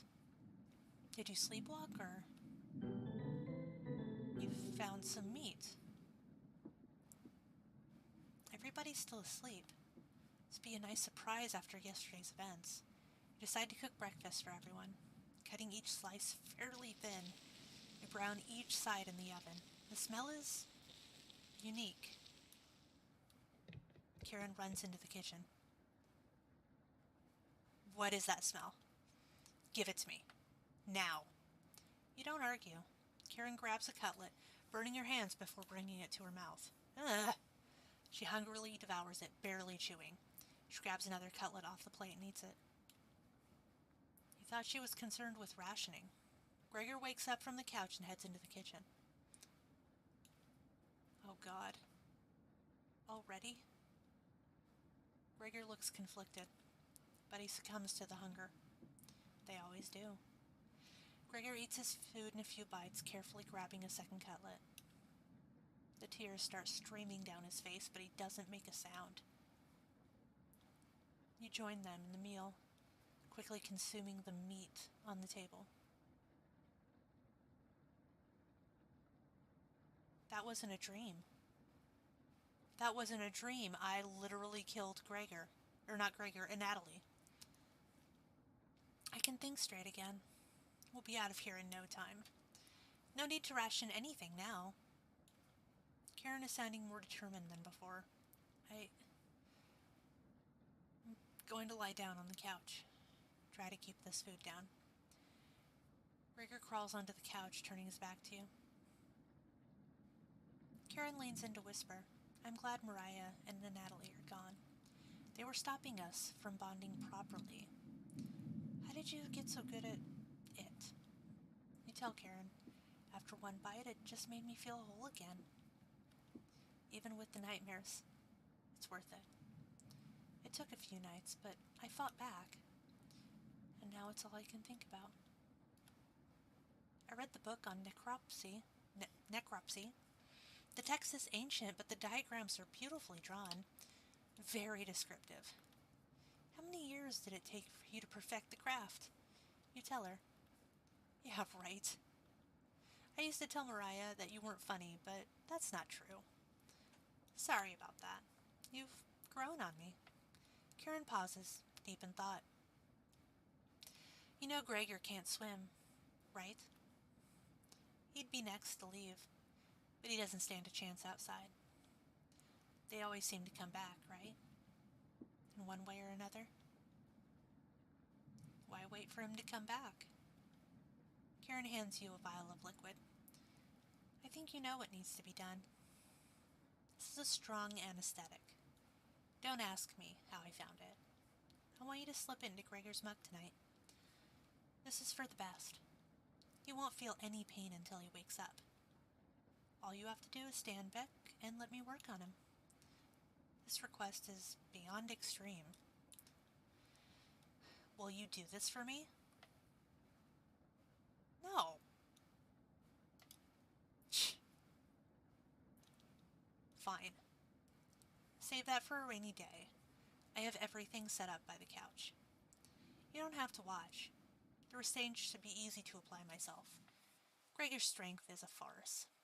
Gregor, hi! Hey, Karen. What are you doing? Oh, no. Oh, no. This will be over soon, Gregor. Oh. Oh. Gregor has turned silent. You You leave her alone, going to the bedroom and crawling into the bed Natalie slept in. You fall asleep almost instantly. There's unliving going on in the other room. Wake up, sleepyhead.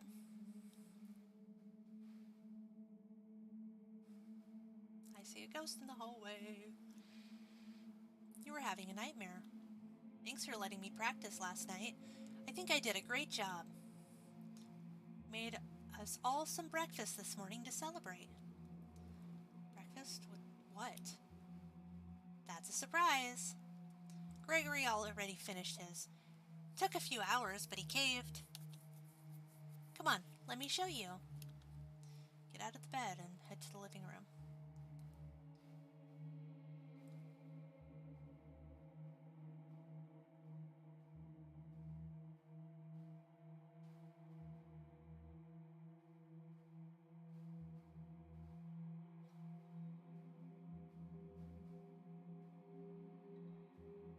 Dude.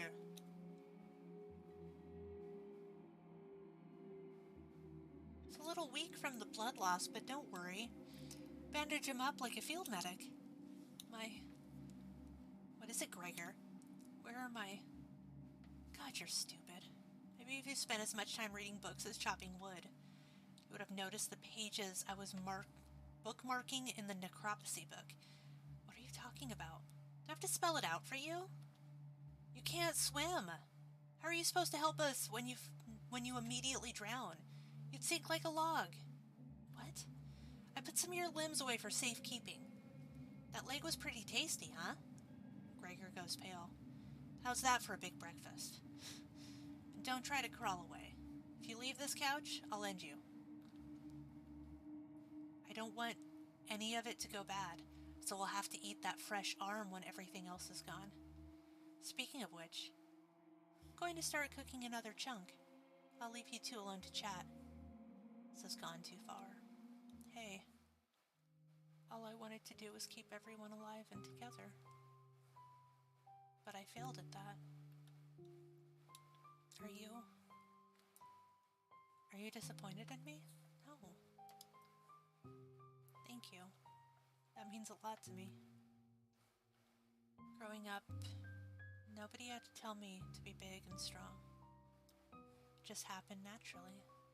My mother always made sure I never went hungry. Seconds, thirds, fourths, and yet I complained my belly was not full. One day on my way home from school, I was walking by the town inn and smelled something amazing coming right out of a pile of trash. I dug through and discovered a bag. They threw away a meal that was fresh out of the oven for some reason. At least, that's what I thought. I became ill with food poisoning. I hugged the toilet and cried for hours. My mother rubbed my back and eventually carried me to bed. I learned nothing from that experience. Like everywhere else, I was just here for the food. I'll never get that foul taste out of my mouth. She's going to keep eating me. I'm sorry. Getting too lightheaded to hold a good conversation. She's going to torture me again.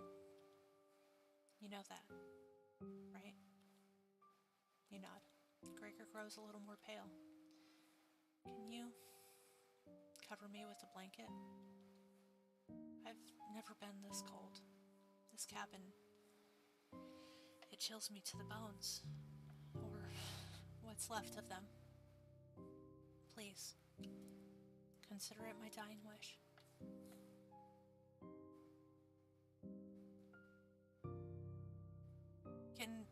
Can I not cover... Can I not cover him up and not consider it a dying wish?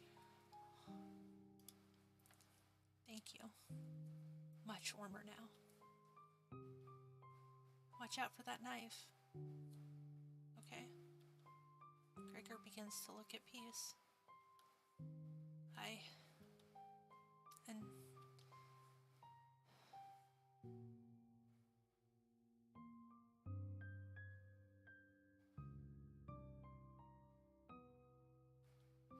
watch the last of Gregor's air escape his lungs. What the hell do you think you're doing? You tell Karen that Gregor gave up. You could have kept him alive for another week. What's wrong with you? No matter. Plenty of food left now. Karen leaves you alone. You head to the kitchen to try to find the other remains. Gregor. You look at the pile of dishes and your mind starts to wander. Hello.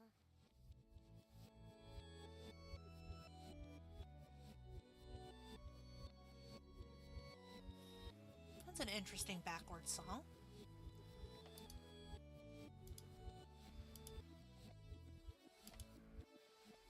Let's play hide and seek. There's 5 of us to find. Can you find all of us? The red-haired woman should know where the basement key is, and I bet one of us is hiding down there. She's whittling something in the rocking chair right now, so watch out for that knife. Probably best to avoid the knife. Wait. Isn't that your knife? Why did you let her have it? You shrug. As the leader of the Chompettes, it's important you find all of us. So please don't forget any of us. Good luck. Cabbage rolls away and tries to hide. Why would Cabbage want to play hide and seek right now? You have been neglecting the Chompettes lately. Can't hurt to play along with them, right? You go talk to Karen in the living room. Looks like Karen's just slicing away at a block of wood. Gregor's remains have been stored for safekeeping.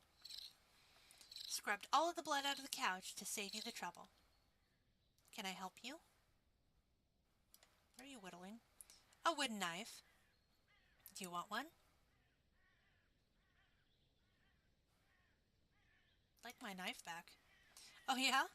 I picked it up the first day and you said nothing. Karen looks pleased with herself. She's too happy right now. Keep the knife.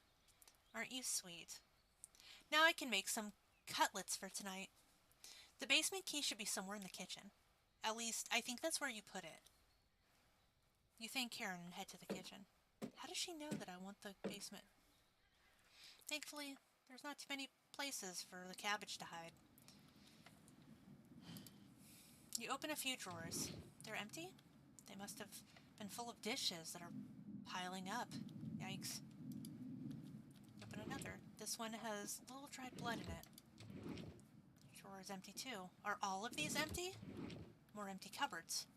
These would have been great places to store spare meat. You completely missed underneath the sink. On the left side, there's an L engraved. Who wrote this? Okay. There's nothing but cobwebs. Thankfully, no spiders. Actually, there's more behind the woodpile. Quite a few rat droppings. So there's a good collection of cobwebs and rat droppings now. The dust is pretty thick back here, too. Cobwebs, rat droppings, and dust. It should really be cleaned. Yep, still filthy back here. You definitely aren't cleaning anything up back here. You need to find cabbage. You hear something rustling around.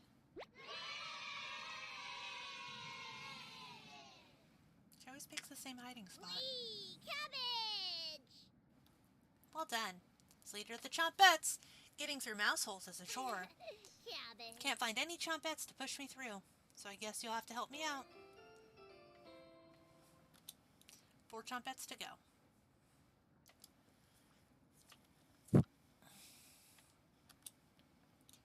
You ask Cabbage about the basement key. Cabbage! It's right in that nasty oven.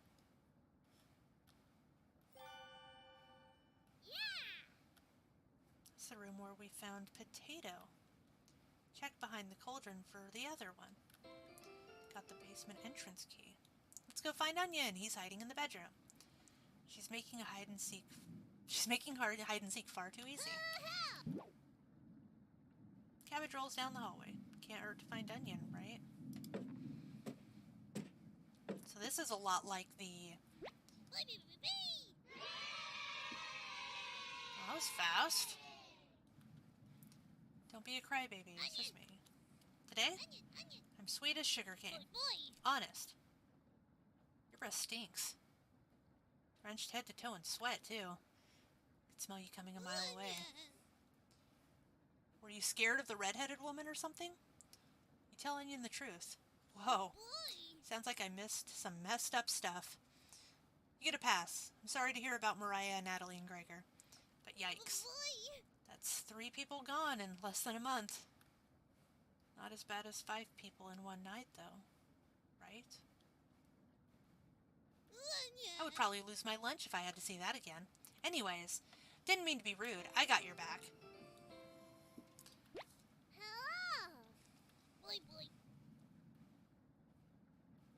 There's nothing else to do today. That's not true. I heard Bread making noise in the living room. You know how loud he can get. Bread? The one and only. Trompettes. Let's move out. But I wanna... Your party is quickly expanding. 3 trompettes left. You're getting a terrible headache. And your face is feeling numb. And your legs aren't moving. Oh well. You do some timed breathing exercises for a few minutes. You suddenly feel a second wind coming on. Time to get that bread. Proudly strut up to the living room, happy to be alive. They haven't let me search the bedroom. You hear Bread come out of the mouse hole. He's taking his sweet time. Everyone's secretly favorite chumpette bread. Don't you love me? My cousin Cornbread taught me that one. He has hundreds, no, thousands of terrible puns. He is my role model. So what do you need? You tell Bread about gathering the chompettes. It's a pretty crummy idea. Remember what happened last time? With Potato? I mean, we all chose to be in that drawer, but this? You're going against the whole grain here. Do you really think we want to go back downstairs? Need your help finding Potato! I would never let the chompettes down. No need to pass my culinary quiz, I'm coming with you. It's great, Bread. Glad to have you on board. Wait. Are you drooling? All 3 chompettes are staring at you. Are you thinking of eating us? You accidentally lick your lips. Cabbage! Cabbage does not sound cute.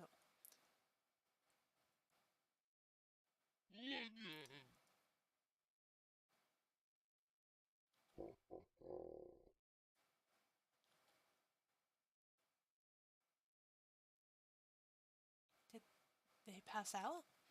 Holy cow, get them up! So heavy.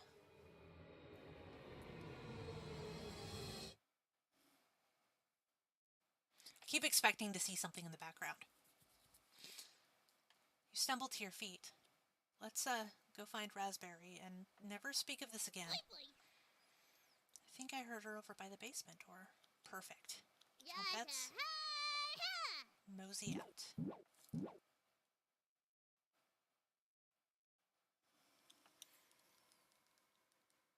It looks like there's something in that back window. No? Maybe if I turn it like all the way down? Like, it looks like there's something there, right? Like, right in that window. Hold on. We're gonna explore.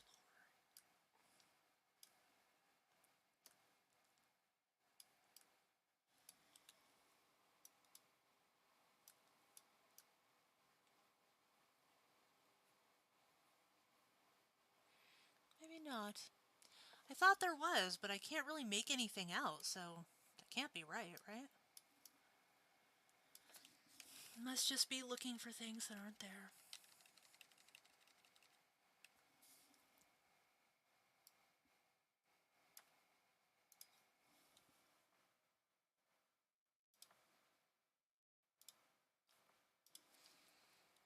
3 chompettes in your party. 2 more to go. Your head feels like it's going to crack open. Your hands have gone completely numb. This one is lasting longer than the others. You focus on wiggling your toes for a minute. You didn't pass out cold on the floor. Yay. 2 more to go. You go check on the basement door. Where is she? Feel a chill run up your spine. Goosebumps are all over your body. She's here. Birds outside turn silent. You could hear a pin drop. You can almost hear her breathing. You feel the sudden urge to scream. You can't sneak up on me. Don't ever try that again. Hi, hi, hi, hi, hi, hi, hi. Hi, hi, hi, hi, hi, hi. Raspberry! I wonder. I feel like there's something in that crack, but I can't really see what it is. Maybe I turn contrast up? No, contrast down. No. Oh god, that's backwards.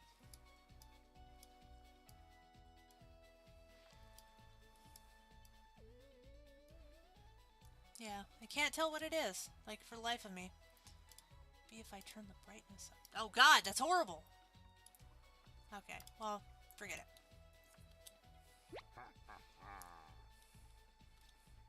Boy, boy! We need your help finding Potato. My Dana! Our combined Chompette detective skills say he's in the basement. Oh yeah? Let's find Potato and get out of here. 1 more to go. Don't worry, the basement is already unlocked. Oh crap, the red-haired woman is coming over here. Chompettes! Let's hide out! All 4 Chompettes quickly escape.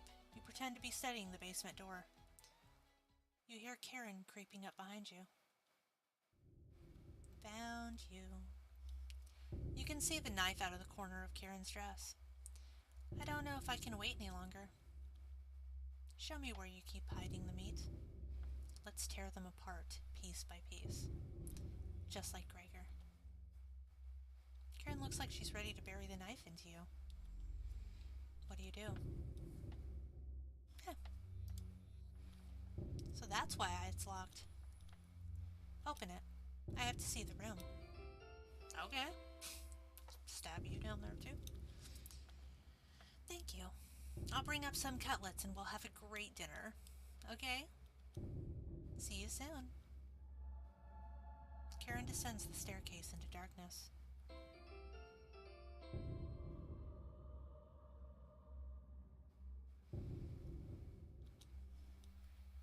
Did you just lock the door? You block out the screams of rage and bargaining. Given enough time, they will end. You crawl into bed and go to sleep.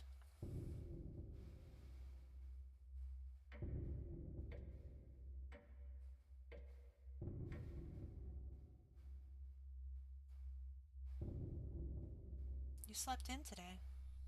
The pounding has completely stopped. You really need to go to the bathroom. You decide to open your eyes.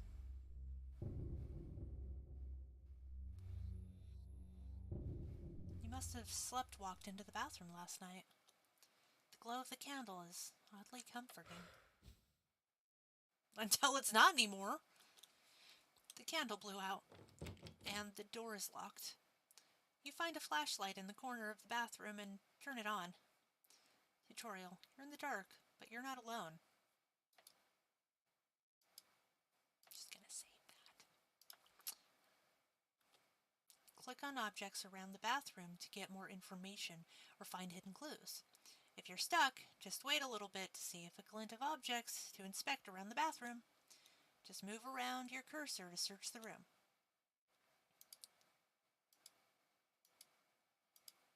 Cabbage! Hello! Hello? Yes? Maybe you just need to try wiggling it a little bit. Oh my god. You unlock the bathroom door. Sometimes the simplest method is the best one. Now, if you'll excuse me, need to conduct the next secret Chompette meeting. Later. You quickly make your way out. Okay. That was... Well, getting locked in the bathroom is enough excitement for one day. You get under the covers and quickly fall asleep. Did I literally wake up, use the restroom, and go back to bed?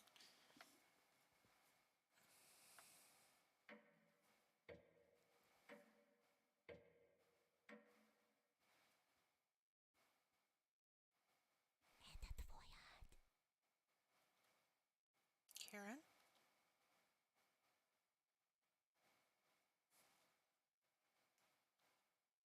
Just your imagination again. Karen can still be alive, right? Somebody's at the door.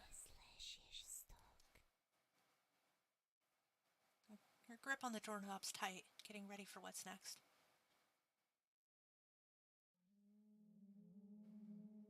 Well, that was horrifying.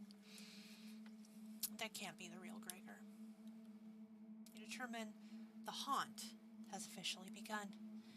Some spirits move on immediately, others linger, and some stop at nothing to give you a heart attack, or get you to fall down a flight of stairs, or cause you to wander into an early demise.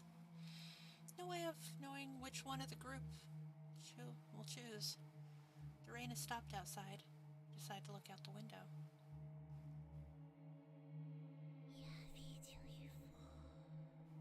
I don't see any movement. Floodwaters are completely gone. Karen would appreciate the good news, but not after locking her in the basement. No good reason to leave the cabin. Plenty of food here now. You've been so busy, you've forgotten to eat. You head to the kitchen for a snack. Karen's hiding spot was too obvious. Take a few bites of meat. You lost more of your humanity. Not fresh enough. Oh well.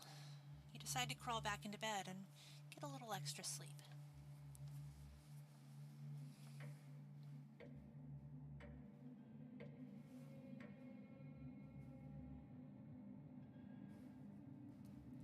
You have a strange dream.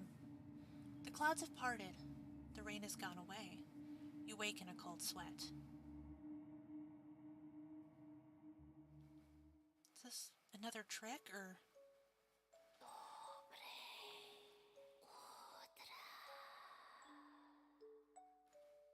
Good morning? She's still sticking around. You head to the kitchen to get breakfast.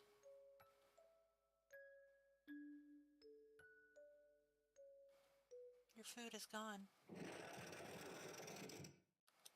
That noise was coming from the living room. Natalie?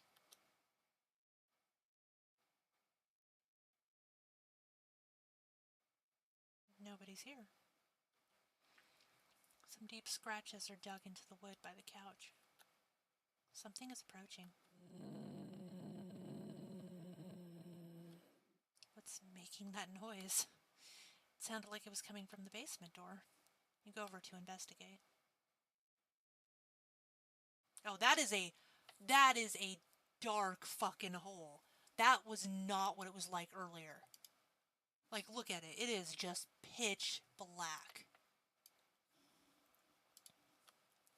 You get goosebumps all over your arms. Is this, I saw it! You wake in a cold sweat.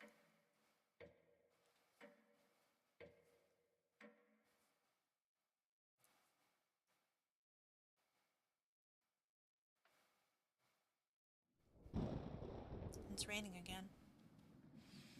They're taunting you with dreams of a sunny day. You get out of bed and head to the living room.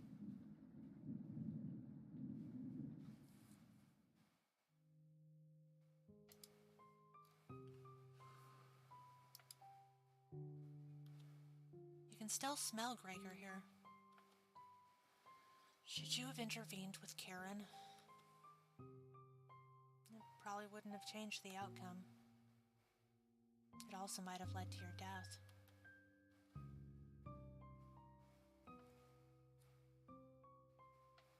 couch is still comfortable, even after Gregor imprinted on it.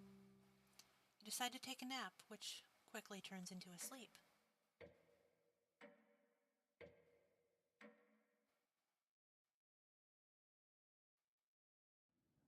You must have woken up too early today. The cabin living room is pitch black.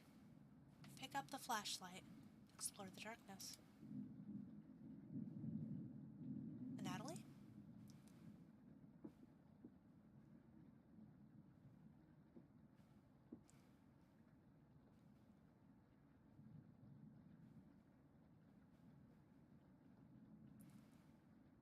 Well, that was definitely a Natalie at the window.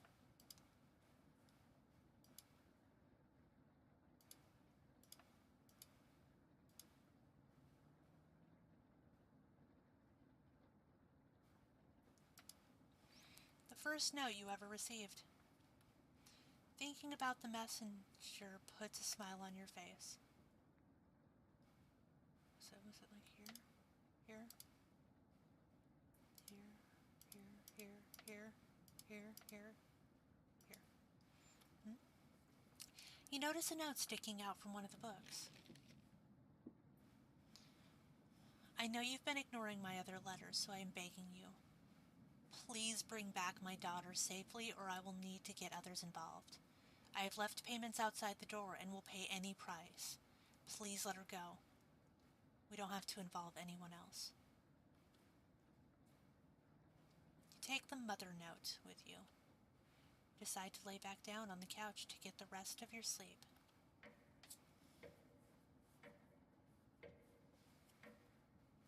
Who did I kidnap?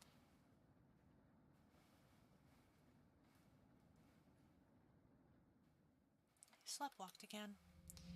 You can hear Potato mumbling in the drawer. Oh, it's you again. Tell me. In that first week with the red-haired woman and the others, where did you sleep? You think for a minute and come up with nothing. It's worse than I imagined. If I can be honest, it was truly horrific to witness. I also wanted to know where I was sleeping. Still nothing? You would routinely collapse in the middle of the hallway, sleepwalking into walls, or worse, going down into the basement. I can't believe you haven't broken your neck on those stairs yet. You seem to survive almost anything. Do I have that right? Must be that addiction to meat. Or something else. Would you share that secret with me? Yes? You tell Potato the secret. Wow. Didn't think you'd be foolish enough to tell me. I'm living longer than expected already, but this is good information to take with me. Thank you. Was that the right thing to tell Potato? It's a delight to watch you fall apart. What does the red-haired woman have in store for you? You haven't thought about Karen in a while. How many days has she been down there? You do realize she's probably been feasting on the three. She'll be much stronger than the last time you saw her. Go downstairs. Put an end to this. Not for the chompettes. Just for me.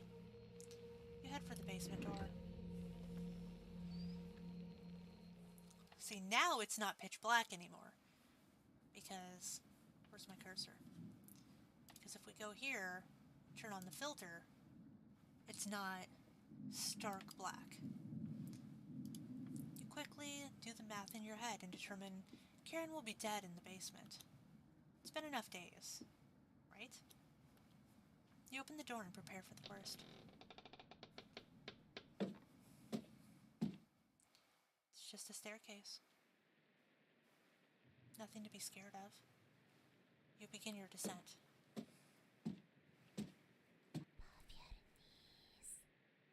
Okay, we're gonna test something. It's literally just pure black. There's something approaching.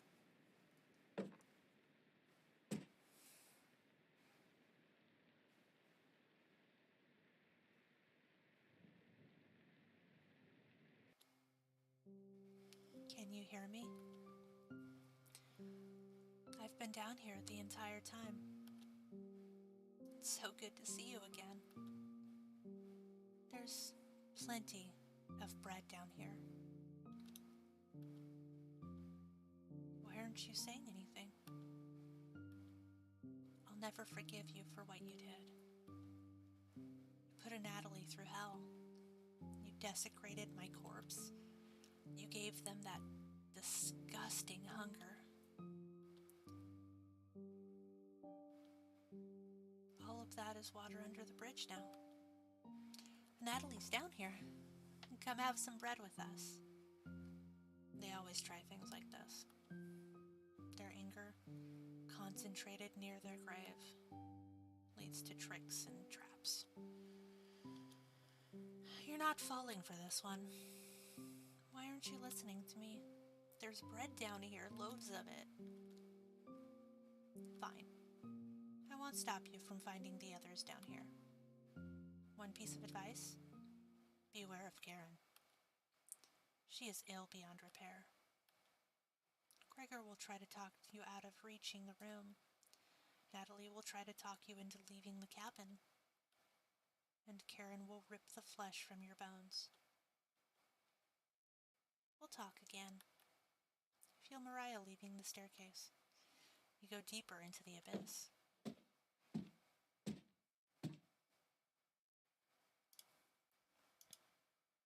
Oh, nothing down there.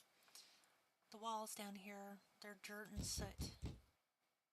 Yeah, I wanted to do a longer stream because I've been enjoying this. But you're right, it actually has been 2 hours, so I think that's probably where we're going to stop.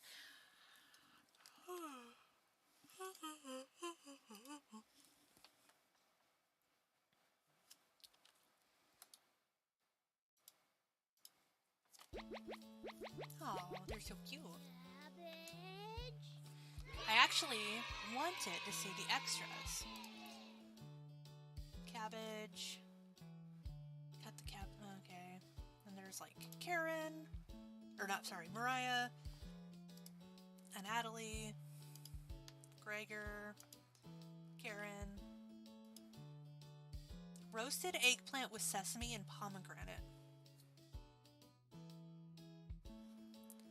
Huh. Oh, everyone looks so happy when we actually have food. Why is there a shadow there when there's no food? Oh, hello.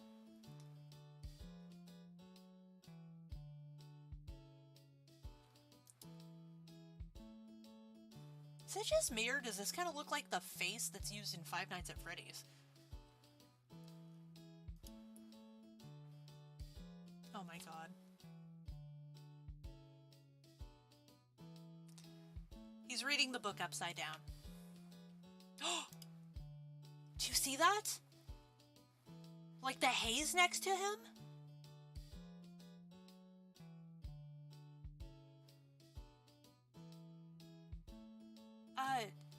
Mariah's ghost is sitting next to him. She's already dead at this point.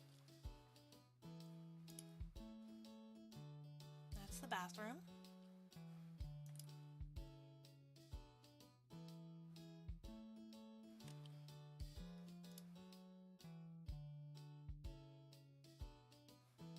Oh, that's Mariah.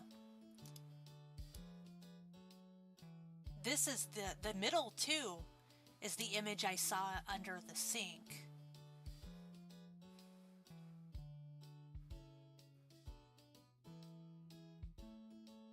Or maybe it was 3. And that's when we were down in Hellfire. And like, this is the water. The blacksmith. Man, outside looks really shitty. Now there's dead Gregor that we saw in the window.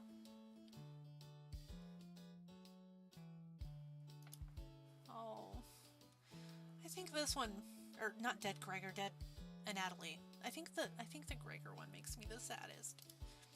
Oh, there's dead Gregor. But he has his arms again.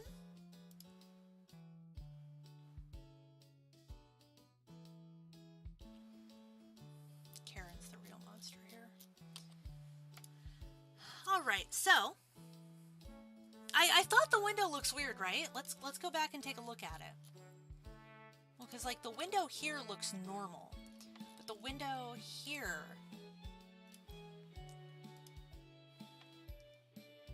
No? Doesn't look like there's necessarily anything there that I can tell. Anyway. That being said, we are done for today. However, we are going to play more of this on Friday. So I hope you all have a wonderful evening, and I will see you on Friday. Love you, darlings.